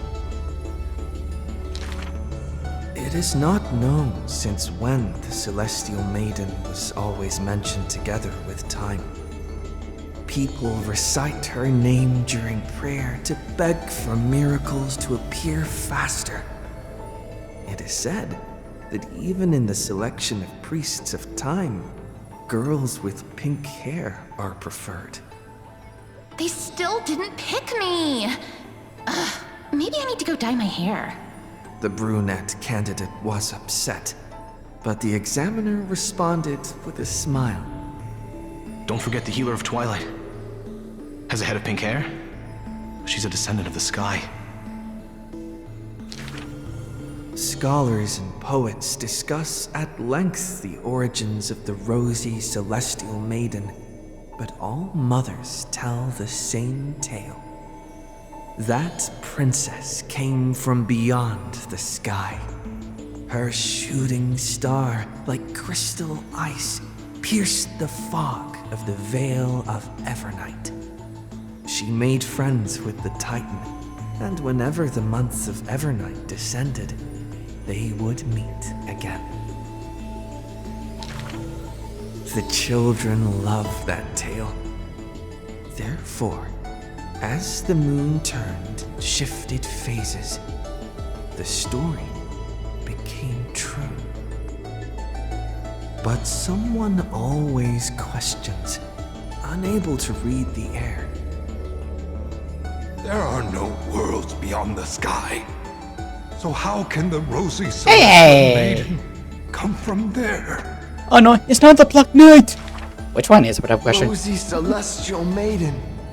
A world beyond the sky. Did you? The reckless do I have my takes out the photo stone, claiming it is the true work of the rosy celestial maiden. But it has been going a bit wild. Just try to wrap this up. Few accepting it as true. Oh, like let's all the story on this. Long before the guests beyond the sky arrived, the legend of the rosy celestial maiden had already covered the world.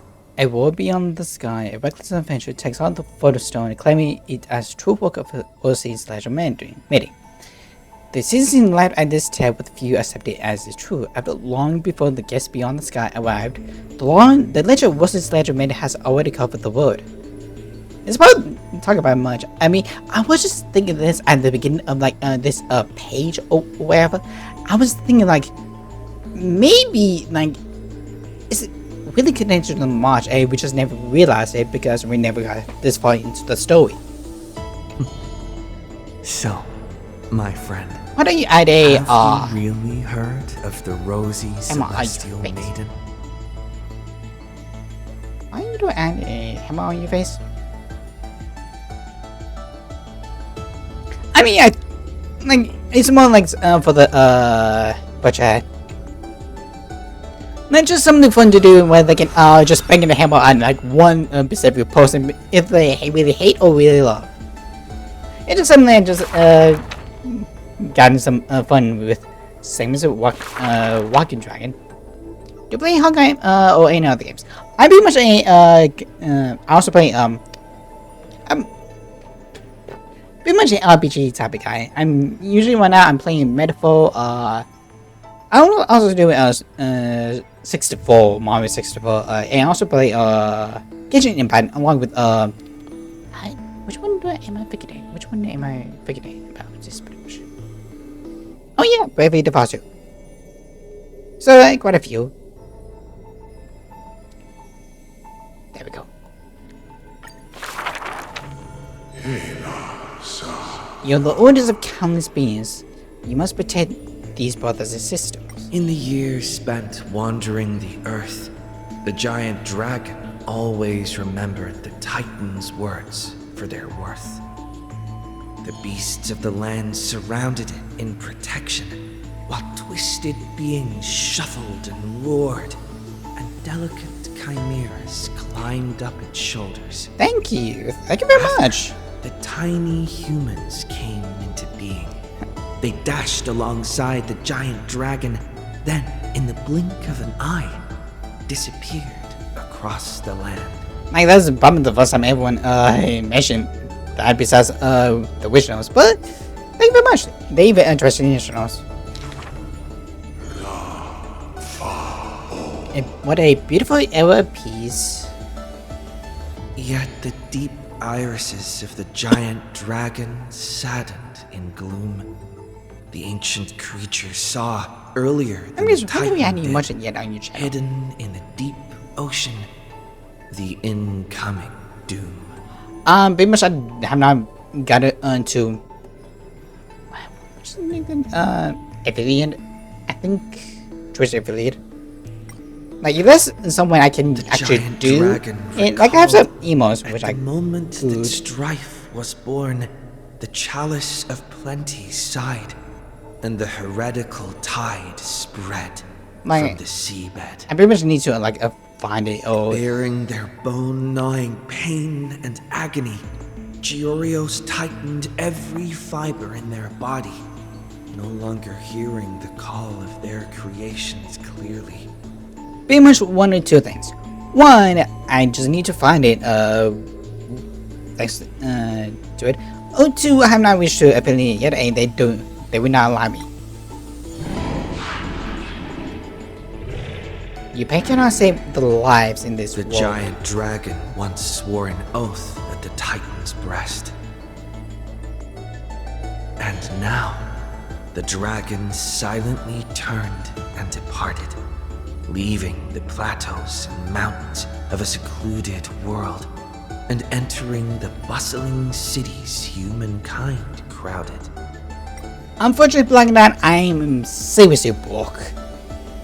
Like I didn't have like no money or no savings, to pay for the work and all. But thank you for the chance. Thousands of years later, the giant dragon realized those tiny creations of Kefali had rooted their civilization in time. No, I can't. How can can there be such a huge Dromus? Dromus? No, that's a walking mountain of gold. Curious residents were amazed at its appearance, while greedy brokers calculated its value. So I would like that. I Yet can't. the giant dragon simply walked in leisure, not harming a single building of any stature, nor paying heed to anyone. It quietly listened to the people's language, and its form dissolved in the flames of war. Many years later, Akula closed their eyes, and the giant dragon's steps were finally halted. I understand this, Black Knight. Like, I don't have the money. It's not about the price or anything. If I have the money, I have the money. However, like, if I cannot pay it, I cannot pay it. It's more for me, not for you. Okay, just please understand that. A swordmaster who broke the waves stopped its way, and a ruler, commander of the chessboard, looked up with inquiry. Are you the Dromus that has been attacking all states? The commander invited the giant dragon to hunt the divine flames together. The giant dragon nodded, but it did not look at the commander, and never mentioned where it came from. Its timeless sight had already seen past the flame chase's final plight. Giorios shall be executed here! The Titan, in a painful daze, closed their eyes with a sigh. Why ancestor of all you souls, of all souls? Suddenly, the mountains shook and the land cracked. The wounds dealt by the black tide, once mended by the Titan, now tore the land apart again. The calamity of lands asunder. Who should shoulder such a duty? The giant dragon sunk into the earth in answer. For the earth was the breast of Giorios, and the dragon's birthplace. And from that day forth, Amphorius had a new legend of how a giant dragon collected the broken lands and once again made the earth whole.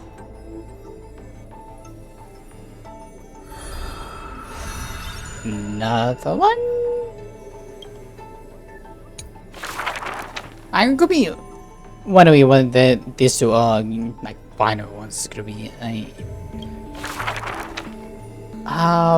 Oh, interesting enough. Shit.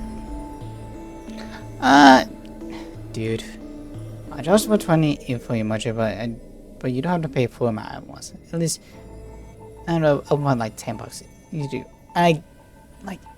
Okay, yes, it's $10 and $10 is $10. Like, I don't discredit that. I never want to. Okay, you would maybe want to play it all, but I already have like some emotes I could. I just have not either implemented them yet, or I'm not allowed to. If it works, it works. However, like, it's just like I'm worried about the future because with the way the economy is. Also, I have it easy to start my plane for like quick little monthly. I don't like, unless my situation change, like in some way, form, or fashion, I really can't, dude. Like, I'm saying this, but like, it's gonna be a long ass time for him. You probably gonna have a better look at other streamers who have like a better situation than I do. Like, I'm sorry, dude, but I don't think so. Unless you bought the AI spectrum. Okay, which one do I want to? I mean, I can pretty much stay here for a long time, so When entering the Flame Chase's currents for the first time, all the Swordmaster saw were colorful fish. She had already experienced the Imperator's dangerous games. She had long grown used to the giant beast's silent face. Carminum's charms and Helcalithist's gentleness warmed her like a spring breeze. But as Fragoris missed his throne and Bramalis debated with joy, she was sometimes at a loss. Like that, I'm gonna have to put an end to that, okay? Anymore, I'm just gonna put you in timeout. Anymore, I'm gonna have to put you in timeout. Like, dude, when I say enough is enough, enough, okay? I do not want to be mean or anything. However, enough is enough. Yes, 5-10 is very understandable. However, if you keep, the point is, you keep doing it. Having a wonderful day as well, my dude. I'm sorry, but I have to lay some Occasionally, stops. The Swordmaster would sink into hesitation, and even that messenger of fate could not get her to laugh. Till one day, a golden trout's bubbles floated into her gloomy waters. In that holy city where golden figs grew, the messenger of fate led to her a maiden dressed in glamorous gowns. What kind of clothes are you even wearing? The girl snickered behind her hand, while the messenger pulled on her sleeve. Aggie, don't be rude. How dare you? Such hubris, delicate fish. Are you not aware that there's food on your face? The messenger's eyes opened wide. Aggie, you've been snacking behind my back again. Exposing me like this. I'll get my revenge. The girl ran away in a fit. The Swordmaster smiled, and before she knew it, her hesitation was gone. And of course that happens. After that first meeting, the richly dressed girl often came in greeting. So, you really came from the Sea of Souls? Do all the children of the ocean dress funny like this? The Swordmaster did not chase the girl away, but also did not respond. So the girl used her hands to meticulously measure the Swordmaster's torso all around. You can't be seen like this. I'll send you a new dress. Some days later, the Swordmaster appeared in finery at a ball. All were awed by her splendor, with only the Imperator thinking in wonder. How rare to see you like this. Oh, so lonely, Gladius. The Swordmaster's wardrobe grew full, and people praised Akima's Gold Weaver for her cheerfulness and splendid skill. But only the Swordmaster noticed that the smile on the girl's face gradually faded as the flame chase progressed. The calamity of lands asunder added to the girl's weariness. The Battle of the Grove robbed the light from the girl's eyes. Yet another feast arrived where the Gold Weaver was absent.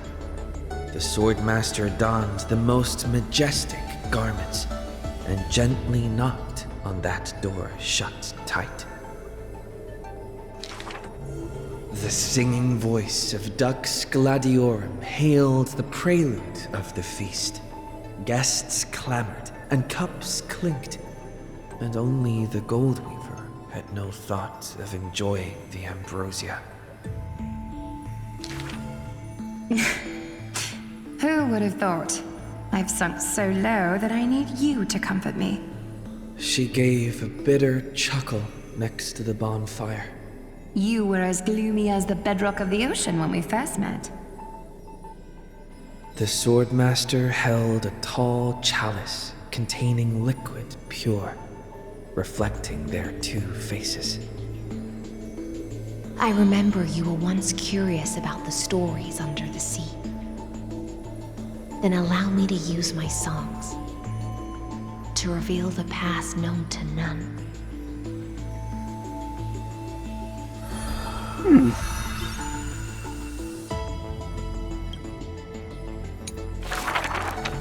In the depths of the Sea of Souls was a kingdom of dancing ghosts. Its residents all had melodious voices, and music enveloped every ocean current.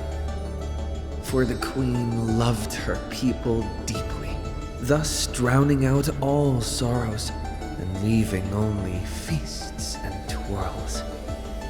Only one rocky castle was silent, one belonging to the princess of the ocean, a princess named Electra.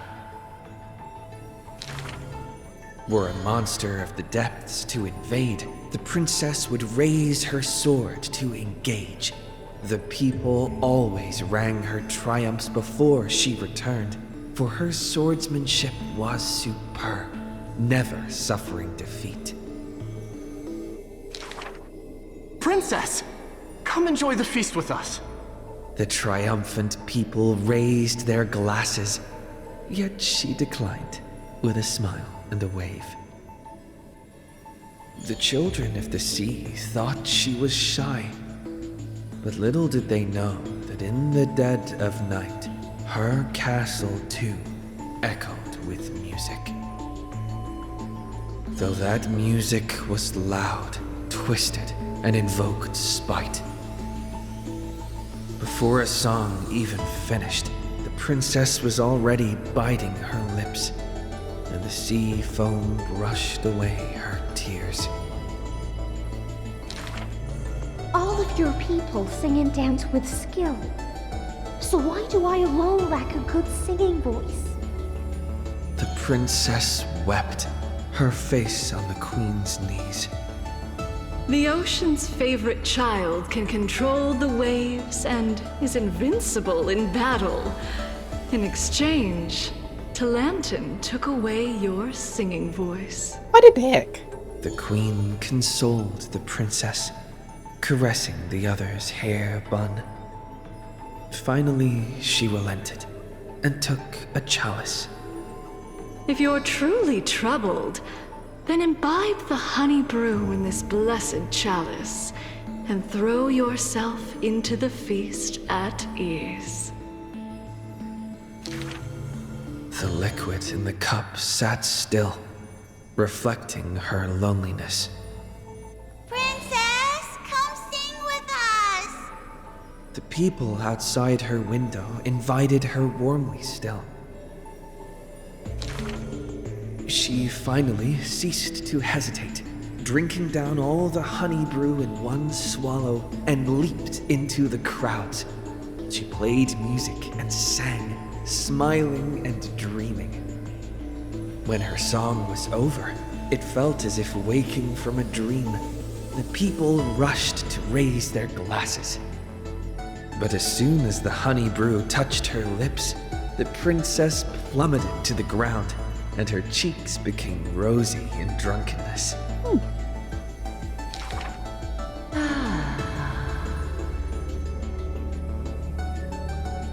Says The you again whispers remain of his the ocean voice in a filled large her way. ears as the princess fell drunk again and again at the prelude of a feast. Seems like you still have not been able to get rid of that curse. The gold weaver softly took the cup away from her hand. If you want to enjoy yourself to the fullest, then leave this honey brew till the very end. She smiled, then tilted the cup towards the gold weaver's lips. Even if one is burdened with imperfections, I beg you to remember. Not to refuse that sip filled with fantasy and dreams.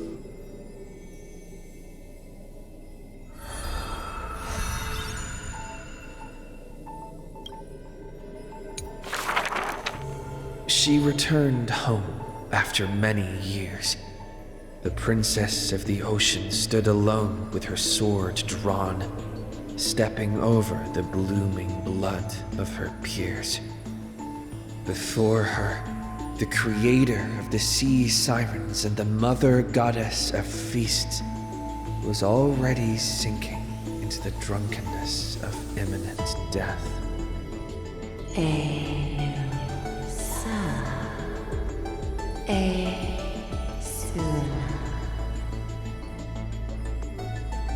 When the blood pact of the law won over the ocean's core flame, the sea siren once again lost her melodious voice. I'm willing to accept the final Imperial command. But it is a pity that our feast was ultimately a mirage. The deep sea became a silent place of dwelling. Hugging her knees, Electra locked herself in. Savage and fearsome monsters swam past her, but none dared to interrupt her tragic dream. Till one day, a golden trout's bubbles floated into her gloomy waters. Long time no see, Gladius. Iceland. Now you have truly become the ocean's bedrock. Old friends met again, and new friends came in greeting. Many messengers came in company. The playful kitten hid behind the golden trout. The butterfly of the deadly shadow fluttered in courtesy. If you don't mind, The resplendent pearl sparkled.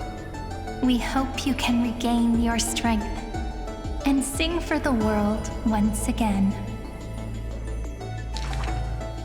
Electra raised her violin sword in doubt, as the strings had long ago rusted and snapped. But a few golden strands cleansed all the filth around her, then stretched out to become new strings. The golden strings showed Electra that the world she loved was not yet silent, and the journey of deliverance continued still. Yet the path to the Sea of Stars would not be a carefree feast. The golden trout never met with her again, and the waves brought endless news of sorrow. Amidst the long wait, she remained bound by decree. All the flames had died out, extinguished until this world fell into eternal silence. And the wordless enemies in the deep sea were the audience of this rite, the Theors. One of us. You already know that the world is just an illusion. The sea siren gazed out beyond the heavens and once more raised her glass to fill it with honey brew. Since the mirage of pleasures can only disappear like foam, when you return, will you save some ocean spray for me? Sure. This was a city of festivities, where never-ceasing songs eternally filled the air. Chrysosaurs, demigods, and mortals all came to feast from the four corners of the world. It was beautiful and radiant, performing the sea siren's drama amidst the revelry. The siren once longed for the banquet to never end, Yet she witnessed the music fade and the guests disperse. As a fish, she was destined to drift with the waves, whether amidst the surging tides of evil or immersed in the currents of the starry sea. Until a millennium later, when the fish from beyond the sky finally took their seat. I enjoy banquets. How about you, little Grey Fry? Oh, they're wonderful.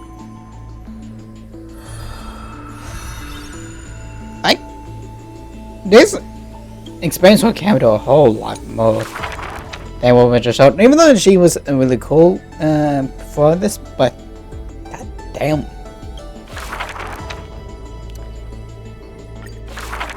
Let's see. Back then, the tides of the Chrysos War had not yet engulfed this city-state of Talenton. And the young princess inside the gates once loved to roam without worries.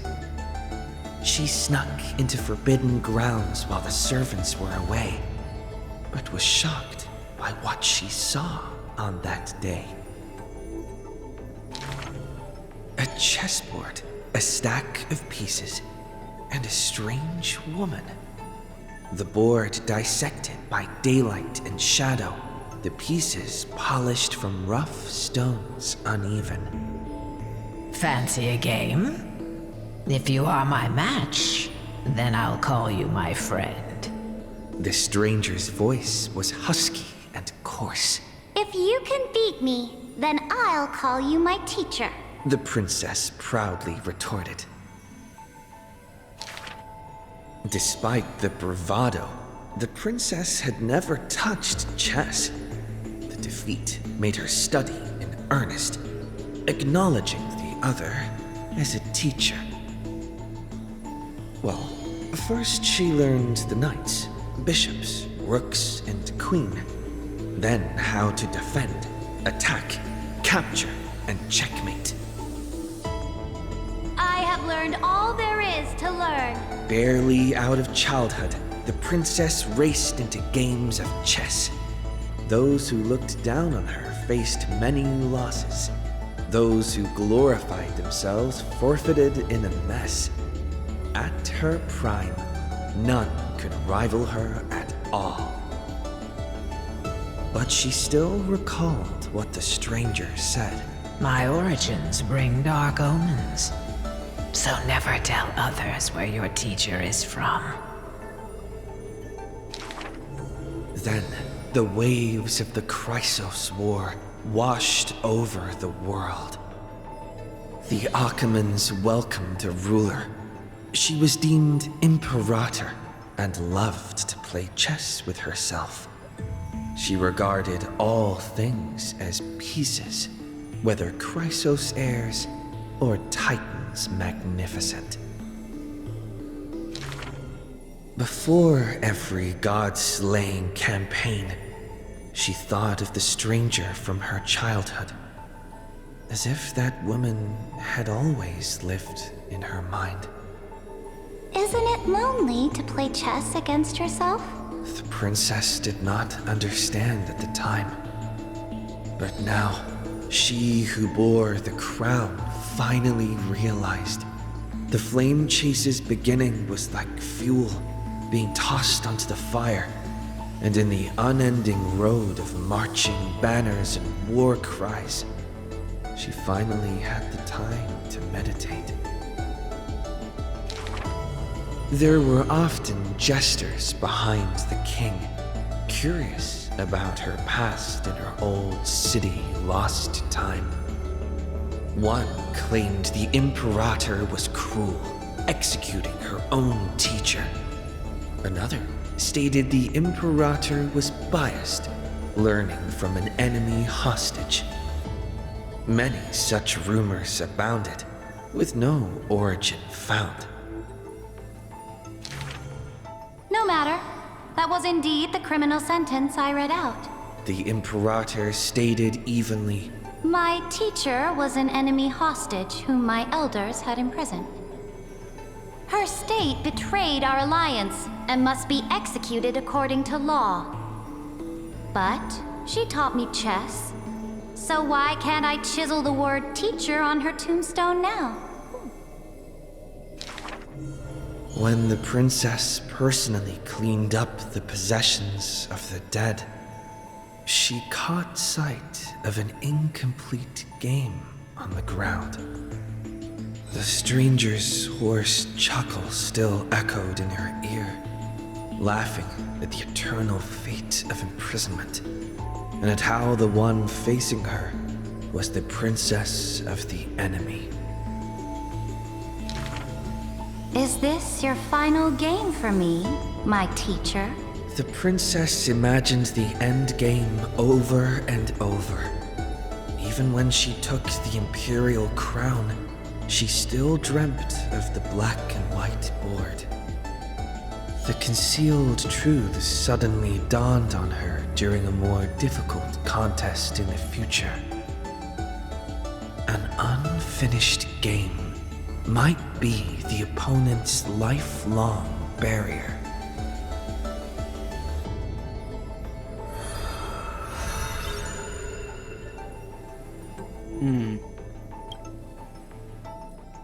Next up.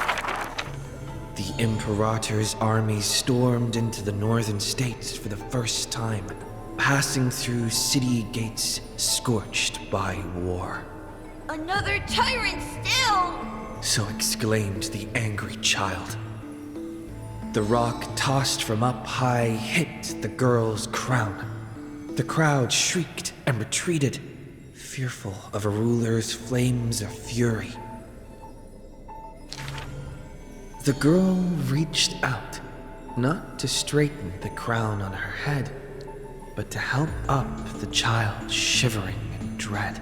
I heard in the old laws of this land, whoever assaults the crown shall be punished. But I wear another land's crown. And your old laws should also be abolished. After many days, the gold weaver discovered in shock that wearing a crown or a hat to the side was now this land's fashion, likely to remain with the Imperator's name and tradition. Yeah, keep up with the trends. The so-called heroes with golden blood in their veins all have the qualities to fight for the core flames. Who's to say this was not the gods' plan? To have the heroes at each other's throats so the divine could hide in old law's lair and laugh, play, and gloat. Who made this world a chessboard, and with one stroke, one river, created the boundary between God and man? Dux Gladiorum, Dux Carminum, Dux Helcalithist, Dux Fragoris, Dux Brumalis. Heed my call! The girl stood before a mighty army with her scepter. Today, I will insist on crossing the Rubicon. Gather the might of all heroes and begin the journey to slay gods! Half of the core flames were now in her hands, and the hidden trickery titan stirred, leaving taunts.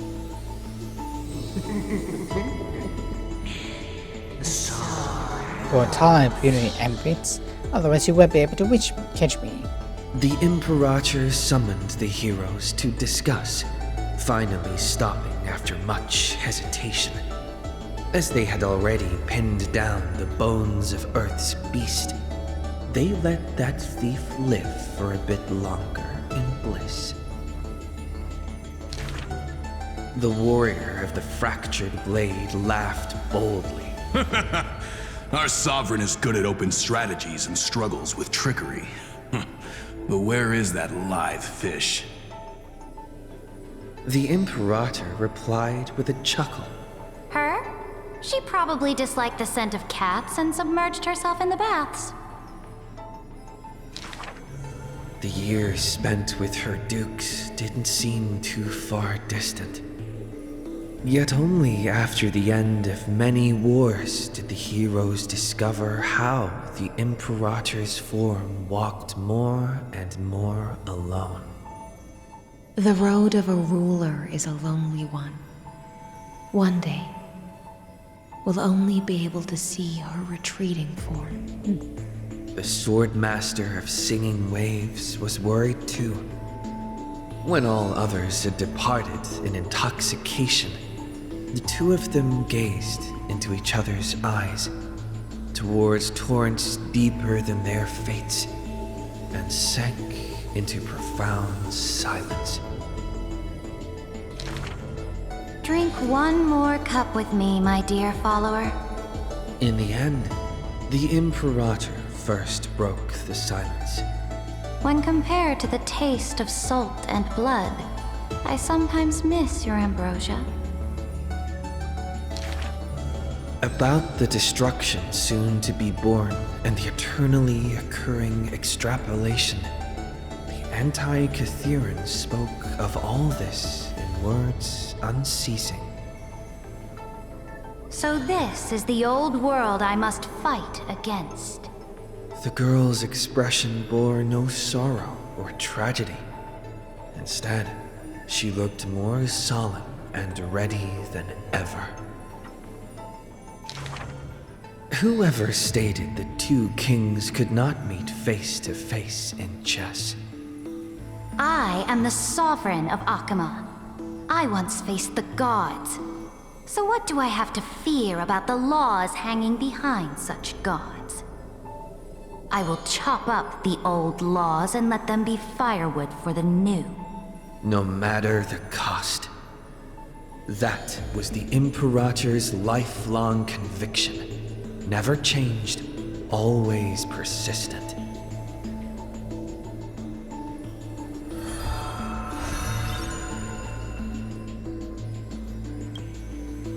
One last one. I dreamed that the Imperator's statue stood before the world-wearing altar, her gaze level with that of the gods. Then blood gushed out from the statue's orifices, and the people, in cheers and elation, washed their hands in that golden blood. The tyrant's life will end with violent death. None will weep, and all will cheer as her statue topples. She will die before the dawn comes. A vengeful aristocrat, one whose title was stripped by the Imperator, thus spoke. Just be glad she kept it alive. We cannot agree with your excessive deeds. You have imprisoned Trebios' split selves, demanding that divine authority regress into the ruler's mouthpiece. We will reveal your future with the prophecy, and tell in truth. Your crusade will indeed be a smooth path, yet in the same breath, we see omens of your death, a demise in an absolute pure darkness. Even so, please excuse us, as our eyes continue to be drawn to your crown's flames. Dux Vitorum. We don't exactly hate that name. In the name of Yanissopolis' priestess, holy maiden, and oracle, thus spoke the Imperator's Dux Vitorum. Allow me to remind you, your life is now on a countdown with the fall of law, and you will become law. I must confirm, is our deal still going strong? Is the future I promised you more satisfying than the future in the prophecy? Ah, you are as resolute as always. Good. Oh, as ever, this prison of gods, amphorious and all mundane and average worlds, needs someone like you. a daring ruler. Let us end this despicable extrapolation together. Amphorius is Theoros, the Imperator's co-conspirator, Lycurgus thus spoke. The Imperator betrayed the Flame Chase Alliance. And I was the sinner who paved the way for her achievements. Like how a deep-sea fish cannot escape the tide's push and pull. I granted her an end fitting for a tyrant. Her dying smile, gaze towards my tear-swelled eyes. She commanded me to wash away all sins and filth, and return a blinding dawn to the holy city. She commanded me to set up stones and monuments, in lightless seabeds to commemorate our friends. But who will remember her achievements? I will rest with her in a lonely song. Electra, the last heir of the ocean, who played music on the waves alone, spoke thus. Please record the truth of my life, dear author. No need for words of praise or solemnity. Just as I once instructed Dux Carminum, the histories of rulers are not for recording our merits, but for warning future generations. As for why the Imperator died, and what reproach she would face in life and death, those should be left for the new world to judge. Now I have personally entered my end, a self-flagellation. Let the boiling gold covering the holy city be stamped with my name. For I am certain I have won half a move against the gods. And this unfinished game will be left to the future to reach completion. Saritra, the only Imperator the holy city had ever seen, spoke thus.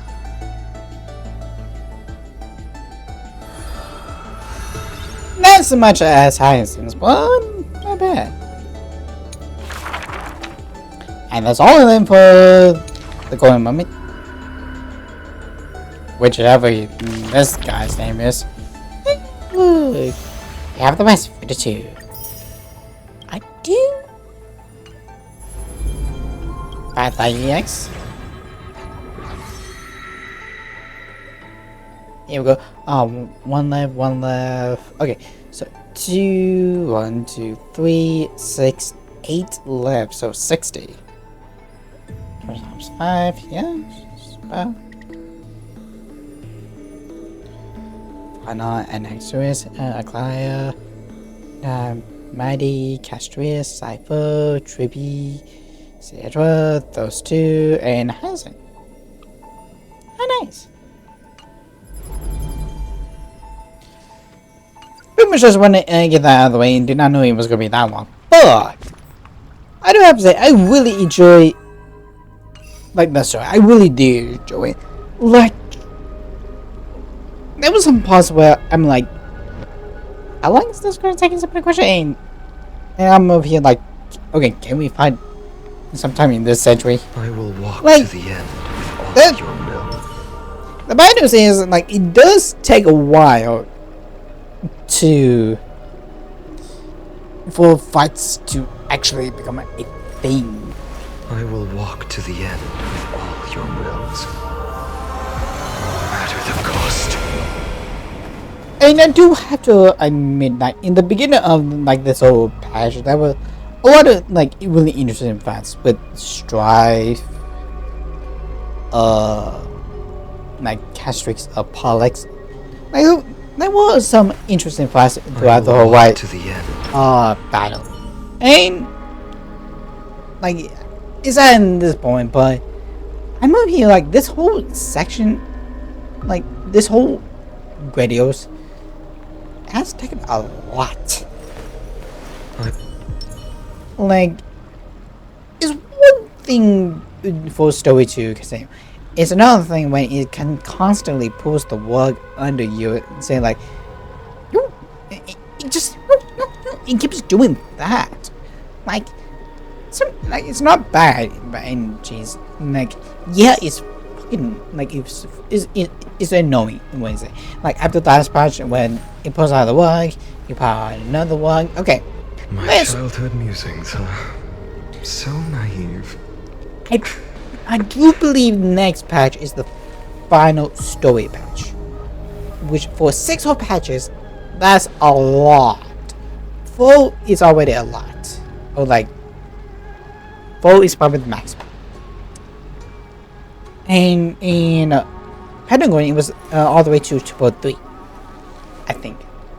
So this was my childhood dream, huh? Actually, no, maybe not. But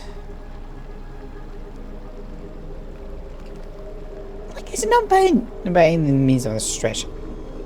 But they want to. I will walk to the end. They want to expand on the whole section. They want to expand it, but at the same time,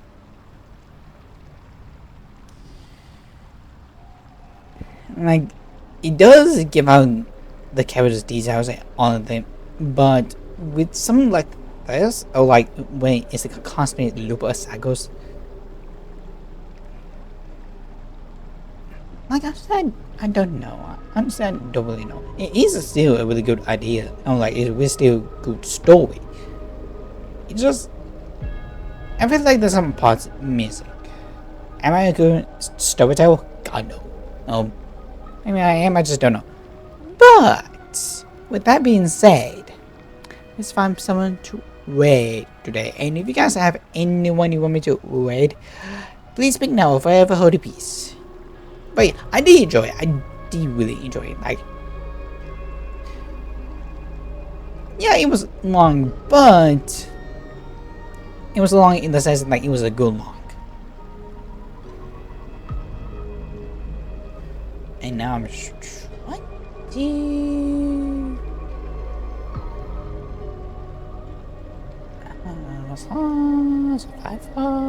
Bugs. Hey. I don't think that's not funny. I don't think that's well, smaller communities. Small.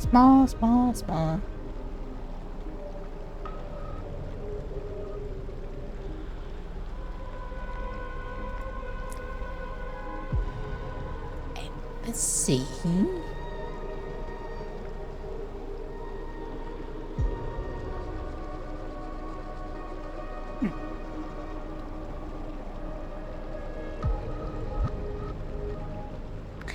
Here we go.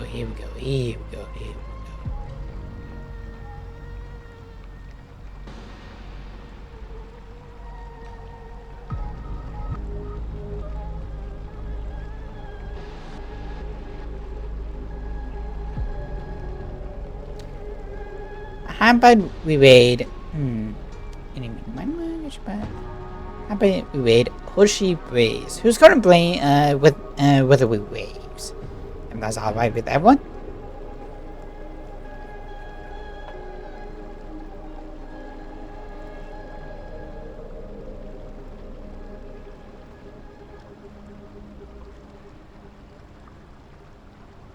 I believe so.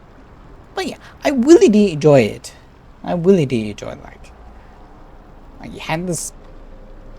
It was you need to have some of the stakes to it. I think I just wanted like it to be overly done with it as soon, which is probably like just made my part in. It just sort of happens. It just my own thing. And it's pretty much what I am. Like, I could say this, I could say that, but at the end of the day, like, do you really like the story in all of this tiny, or is it this patch, or on the soda box? I mean, at the end of the day, you like what you like, and no one can tell you what it is. Like I said, I really do really like how it was done as a representation. It's a build up to it. You start it here, and then you build up to it with each one of your friends dying. Each of one of your friends give you the flames of their journey, or the torches, and you came on for the final battle. And with Halicina being her the way she is, like, that's a really wonderful style how they try to do in the final sections of the whole story. I do like it. I feel like it was a little bit over, or like a little bit long, and that's something I'm think like what's the problem with the Honkai story with it. I mean, the story has been really wonderful, but that's just me. And you, as I see you all next time. Stay lucky.